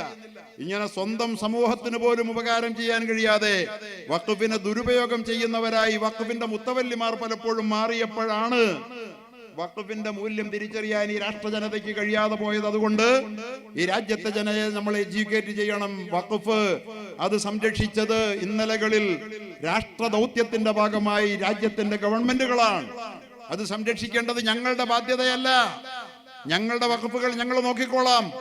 അതിനെ സംരക്ഷിക്കേണ്ടത് രാഷ്ട്രത്തിന്റെ കൂടി ബാധ്യതയാണെങ്കിലേ അത് രാഷ്ട്രത്തിന് ഉപകാരപ്പെടുകയുള്ളൂ എന്ന ഈ സന്ദേശം, ഈ എഡ്യൂക്കേഷൻ ഈ രാജ്യനിവാസികൾക്ക് നൽകാനാണ് ജംഇയ്യത്തുൽ ഉലമാ ഹിന്ദ് ആഗ്രഹിക്കുന്നത്. വെറുപ്പിന്റെ ശക്തികൾ വളർന്നാൽ വീണ്ടും രാജ്യം വിഭജനത്തിലേക്ക് തിരിച്ചു പോകുമോ, അല്ലെങ്കിൽ കലാപത്തിലേക്ക് കടന്നു പോകുമോ എന്ന് ഇന്ത്യ രാജ്യത്തെ വിഭജിക്കാൻ ശ്രമിച്ച ബ്രിട്ടീഷുകാരെ കെട്ടുകെട്ടിച്ച ജംഇയ്യത്തുൽ ഉലമാ ഹിന്ദിന് കനത്ത ആശങ്കയുണ്ട്. അതുകൊണ്ടാണ് ജംഇയ്യത്തുൽ ഉലമാ ഹിന്ദ് പ്രിയപ്പെട്ട നമ്മുടെ സഹോദര സമൂഹങ്ങളെ തെറ്റിദ്ധരിപ്പിക്കാൻ ശ്രമിക്കുന്ന ദുഷ്ടശക്തികളെ തുറന്നു കാട്ടിക്കൊണ്ട് വസ്തുതകൾ സമൂഹത്തിന്റെ മുമ്പിൽ ബോധ്യപ്പെടുത്താൻ ഇത്തരം പ്രവർത്തനങ്ങളുമായി രംഗത്ത് വരുന്നത്. ഞങ്ങൾ പറയുന്നു, ഇനി എല്ലാ രേഖകളും പരിശോധിച്ചിട്ട്, രേഖകളെല്ലാം അനുകൂലമാണ്. വഖഫിന്റെ രേഖയാണ് ഞാൻ പറഞ്ഞത്. ഈ അടിസ്ഥാനത്തിൽ ഇന്നത്തെ സ്റ്റാറ്റസ് അത് വിൽക്കാൻ പാടില്ല, കരമടയ്ക്കാൻ പാടില്ല, അടയ്ക്കാൻ അനുവാദം കൊടുത്തത് തിരുത്തിയിട്ട് കോടതികൾ, ഹൈക്കോടതിയുടെ ഡിവിഷൻ ബെഞ്ച്, വഖഫ് ബോർഡല്ല പ്രഖ്യാപിച്ചത്. ഇവര് പറയുന്നു വഖഫ് ബോർഡ്, വഖഫിന്റെ ട്രിബ്യൂണൽ ഒരു വിധി പറഞ്ഞാൽ പിന്നെ അതിനപ്പുറത്ത് കോടതിയില്ലെന്ന്. വഖഫിന്റെ ട്രിബ്യൂണൽ എന്ന് പറഞ്ഞാൽ ഏതോ മുസ്ലിയാരാണെന്ന് തോന്നുന്നു, അൽഖാസിമിയാണെന്ന്. വഖഫിന്റെ ട്രിബ്യൂണൽ പലപ്പോഴും ഇരിക്കുന്നത് ക്രിസ്ത്യാനിയാ. വഖഫിന്റെ ട്രിബ്യൂണലിൽ ഇരിക്കുന്ന പലപ്പോഴും ഹിന്ദുവാ. അവരാണ് വിധി പറയുന്നത്. ഇവര് തെറ്റിദ്ധരിപ്പിക്കുന്നത് അവിടെ അലിയാർ കാസിമിയായിരിക്കുന്നെന്ന് തോന്നും. ആ നിലയിലാണ് തെറ്റിദ്ധരിപ്പിക്കുന്നത്. അല്ല മുസമ്മൽ കൗസരിയാന്ന് അല്ല. ഇവിടെ വഖഫ് ട്രിബ്യൂണൽ ഹിന്ദുവും ക്രിസ്ത്യാനിയുമായ രേഖകൾ വെച്ചാണ് പലപ്പോഴും അവർ സംസാരിക്കുന്നത്. വേണ്ട, കോടതി പരിശോധിക്കില്ലെന്ന് പറഞ്ഞു. മുനമ്പത്തെ വഖഫ് ഭൂമി വഖഫാണെന്ന് ഹൈക്കോടതിയുടെ ഡിവിഷൻ ബെഞ്ച് വിധിച്ചതാ. ഇവര് വെല്ലുവിളിക്കുന്നത് കോടതിയെ അല്ലേ? ഇവര് രാജ്യദ്രോഹ കോടതിയെ ലക്ഷ്യമല്ലേ പ്രവർത്തിക്കുന്നത്? ഇവരെയൊക്കെ തുറുങ്കിലടയ്ക്കേണ്ട ദൗത്യമാണ് ഗവൺമെന്റ് നിർവഹിക്കേണ്ടത്. എങ്കിലേ രാജ്യത്തെ സ്വൈരം നിലനിൽക്കുകയുള്ളൂ എന്ന് സൂചിപ്പിക്കാൻ ആഗ്രഹിക്കുക. ഏത് നിയമത്തിന്റെ അടിസ്ഥാനത്തിലാണ്? ഇന്ത്യയുടെ പാർലമെന്റ് നിർമ്മിച്ച നിയമത്തെ മാനിക്കാൻ രാജ്യത്തെ എല്ലാ പൗരനും അവകാശമില്ലേ? ആ അവകാശത്തെ വെല്ലുവിളിച്ചുകൊണ്ട് രാജ്യത്ത് വൈരം വിതയ്ക്കാൻ ശ്രമിക്കുമ്പോ ഇതരുതെന്ന് പറയേണ്ട ബാധ്യത നമ്മൾ എഡ്യൂക്കേറ്റ്. പണ്ട് നമ്മുടെ രാഹുൽ ഈശ്വർ ഉണ്ട്, ശബരിമലയിൽ തന്ത്രി കുടുംബത്തിൽ പിറന്ന എഡ്യൂക്കേറ്റഡ് ആയിട്ടുള്ള ഒരു ചെറുപ്പക്കാരനാണ്. അദ്ദേഹത്തിന്റെ എല്ലാ ആശയങ്ങളും നമുക്ക് യോജിപ്പില്ലെങ്കിലും അദ്ദേഹം പക്ഷേ മതവിഭാഗങ്ങൾക്കിടയിൽ വെറുപ്പുണ്ടാക്കരുതെന്ന് വിശ്വസിക്കുന്ന ഒരാളാണ്. ലക്ഷ്യം നേടാൻ പലതും ഉണ്ട് ഹിന്ദുവിന്. പക്ഷെ അത് ഹിന്ദുവും മുസ്ലിമും തമ്മിലടിച്ചിട്ട് വേണ്ട, സ്നേഹത്തോടെ നമുക്ക് ഒരുമിച്ച് നിൽക്കാം. അദ്ദേഹം ഒരിക്കൽ പറഞ്ഞു, സംവരണം കൊണ്ട് മുസ്ലിങ്ങൾ തട്ടിയെടുക്കുന്നു എന്നുള്ള RSS പ്രചാരണമൊക്കെ എന്റെ വീട്ടിലും കേട്ടു വളർന്നവനാണ് ഞാൻ. പക്ഷേ ഞാൻ ഒരിക്കൽ ഒരു മുസ്ലിം MLA ഇരിക്കുന്ന സദസ്സിൽ വെച്ച് സംവരണത്തിനെതിരിൽ അതിനിശ്ചിതമായി പ്രസംഗിച്ചു. ആ MLA എല്ലാം കേട്ടി ചിരിച്ചിട്ട് കയ്യിൽ നിന്ന് ഇറങ്ങിപ്പോയി. പക്ഷെ പിന്നെ ഞാൻ സ്വയം പഠിച്ചപ്പോഴാണ് സംവരണത്തിലൂടെ മുസ്ലിങ്ങൾ ഒന്നും തട്ടിയെടുത്തിട്ടില്ല, അവരുടെ അവകാശം പോലും അവർക്ക് കിട്ടിയിട്ടില്ലെന്ന് ഞാൻ സ്വയം തിരിച്ചറിഞ്ഞത്. അതുകൊണ്ട് നിങ്ങൾ അധികമായി ടോളറേറ്റ് ചെയ്യരുത്, ഒരുപാട് സഹിഷ്ണുത കാണിച്ച് സത്യം ആളുകൾക്ക് മനസ്സിലാക്കാൻ കഴിയാതെ പോകരുത്. എന്നാൽ നിങ്ങൾ എക്സ്ട്രീം ആവുകയും ചെയ്യരുത്, തീവ്രവാദ സമീപനവും സ്വീകരിക്കരുത്. മറിച്ച് നിങ്ങൾ ഞങ്ങളെ എഡ്യൂക്കേറ്റ് ചെയ്യുക, വിദ്യാഭ്യാസം ചെയ്തു തരിക, ഞങ്ങൾക്ക് പറഞ്ഞു തരിക കാര്യങ്ങൾ, അത് നിങ്ങൾ ചെയ്തിരിക്കണം. ജമിയത്തുൽ ഉലമാ ഹിന്ദിന്റെ കുന്നത്തൂർ താലൂക്ക് ഇതിന്റെ ഞങ്ങളുടെ ആദരണീയനായ ഉസ്താദ് ബഹുമാനപ്പെട്ട മല്ലാഹിരി ഉസ്താദ് ജില്ലയുടെ പ്രസിഡന്റ് ആയിരിക്കുകയാണ്. ഇന്നും ചെറുപ്പക്കാരന്റെ ഊർജ്ജസ്വലതയോട് ഉപദേശ നിർദ്ദേശങ്ങളോടും കൂടി ജമിയത്തുൽ ഉലമാ ഹിന്ദ് പറയുന്നു, ഞങ്ങൾ ഈ രേഖകളെല്ലാം കോടതിക്ക് മുമ്പിൽ വയ്ക്കും, കോടതി വിധി എതിരായാലും ഞങ്ങൾ അംഗീകരിക്കും. ബാബരി മസ്ജിദ് കണ്ടില്ലേ, ഞങ്ങൾക്ക് നൊമ്പരമുണ്ട്, ആ വിധി തെറ്റാണ്, പക്ഷെ ഞങ്ങൾ അംഗീകരിക്കാതിരുന്നോ? കലാപം കൂട്ടിയോ? കോടതിയിൽ പറയൂ നിങ്ങൾക്ക് ന്യായമുണ്ടെങ്കിൽ എന്ന് പറയുന്ന ഒരു സമുദായത്തെ രാഷ്ട്രദ്രോഹികളായി ചിത്രീകരിക്കാൻ ശ്രമിക്കുന്നവരെ നിങ്ങൾക്ക് രാജ്യക്കൂറുണ്ടോ എന്ന് നിങ്ങൾ നിങ്ങളോട് തന്നെ ചോദിക്കുക. ഞങ്ങൾ വിധി പറയുന്നില്ല എന്ന് മാത്രം പറഞ്ഞുകൊണ്ട് മഹത്തായ ഈ ദൗത്യം ഏറ്റെടുത്ത് ഇങ്ങനെ മനോഹരമായ ഒരു സമ്മേളനം സംഘടിപ്പിച്ച എൻ്റെ പ്രിയപ്പെട്ട പണ്ഡിത സഹോദരങ്ങൾ, കൂട്ടുകാർ, അവർക്കെല്ലാവർക്കും പടച്ചതമ്പുരാൻ നല്ല പ്രതിഫലം നൽകട്ടെ. ഇതൊരു രാഷ്ട്ര നിർമ്മാണ പ്രക്രിയയാണ്. വെറുപ്പ് കൊണ്ട് ഒരു രാജ്യം ഇല്ലാതാവുകയാണ്. വെറുപ്പുൽപാദിപ്പിച്ചാണ് ഒരിക്കൽ നമ്മൾ പിളർക്കപ്പെട്ടത്. ഇനിയും അത് സംഭവിക്കരുത്, കലാപത്തിലേക്ക് രാജ്യം കൂപ്പുകുത്തരുത് എന്നാഗ്രഹിച്ചുകൊണ്ട് നടത്തുന്ന ഇത്തരം പ്രവർത്തനത്തിൽ ഞാൻ ഇവിടെ വന്നപ്പോൾ കണ്ടു ബഹുമാനപ്പെട്ട ദക്ഷിണ കേരള ജമിയത്തുൽ ഉലമയുടെ ആദരണീയനായ ജനറൽ സെക്രട്ടറി ഈ പ്രവർത്തനങ്ങൾക്ക് പിന്തുണയുമായി വന്നത് വ്യത്യസ്ത രാഷ്ട്രീയ പ്രസ്ഥാനത്തിന്റെ, ലീഗിന്റെ, കോൺഗ്രസിന്റെ, CPM-ന്റെ, അതുപോലെ തന്നെ SDP-യുടെ എന്നെല്ലാം ഇവിടെ കൂട്ടുകാർ പറഞ്ഞു. എല്ലാ പ്രസ്ഥാനത്തിന്റെയും പ്രവർത്തകർ ഈ നന്മയെ മാനിച്ചുകൊണ്ട് ഇവിടെ പങ്കാളികളായതൊക്കെ ഈ രാജ്യത്തെ ജനങ്ങൾ ഒരുമിച്ച് ജീവിക്കണം, സ്നേഹത്തോടെ, സഹകരണത്തോടെ, സഹവർത്തിത്വത്തോടെ നമ്മുടെ രാജ്യത്തിന് ഇന്നലകളിൽ എന്ന പോലെ മുന്നോട്ട് പോകണമെന്നുള്ള ആഗ്രഹം മനസ്സിൽ നിറഞ്ഞു നിൽക്കുന്നത് കൊണ്ടാണ്. അള്ളാഹു അനുഗ്രഹിക്കുമാറാകട്ടെ. ഇല്ല, നമ്മുടെ രാജ്യം തകരില്ല.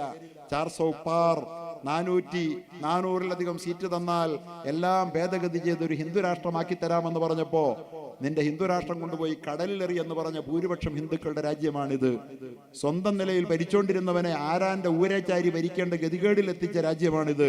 ഈ രാജ്യത്ത് നന്മയാണുള്ളത്. അത് മുസ്ലിമിൽ മാത്രമല്ല, ഇവിടുത്തെ ഹിന്ദുവിലും ക്രിസ്ത്യാനിയിലും മതമുള്ളവരിലും ഇല്ലാത്തവരിലും അതുണ്ട്. ആ നന്മയെ വളർത്തുക, പരിപോഷിപ്പിക്കുക, ഇതാണ് ജമിയത്തുൽ ഉലമാ ഹിന്ദിന്റെ ദൗത്യം.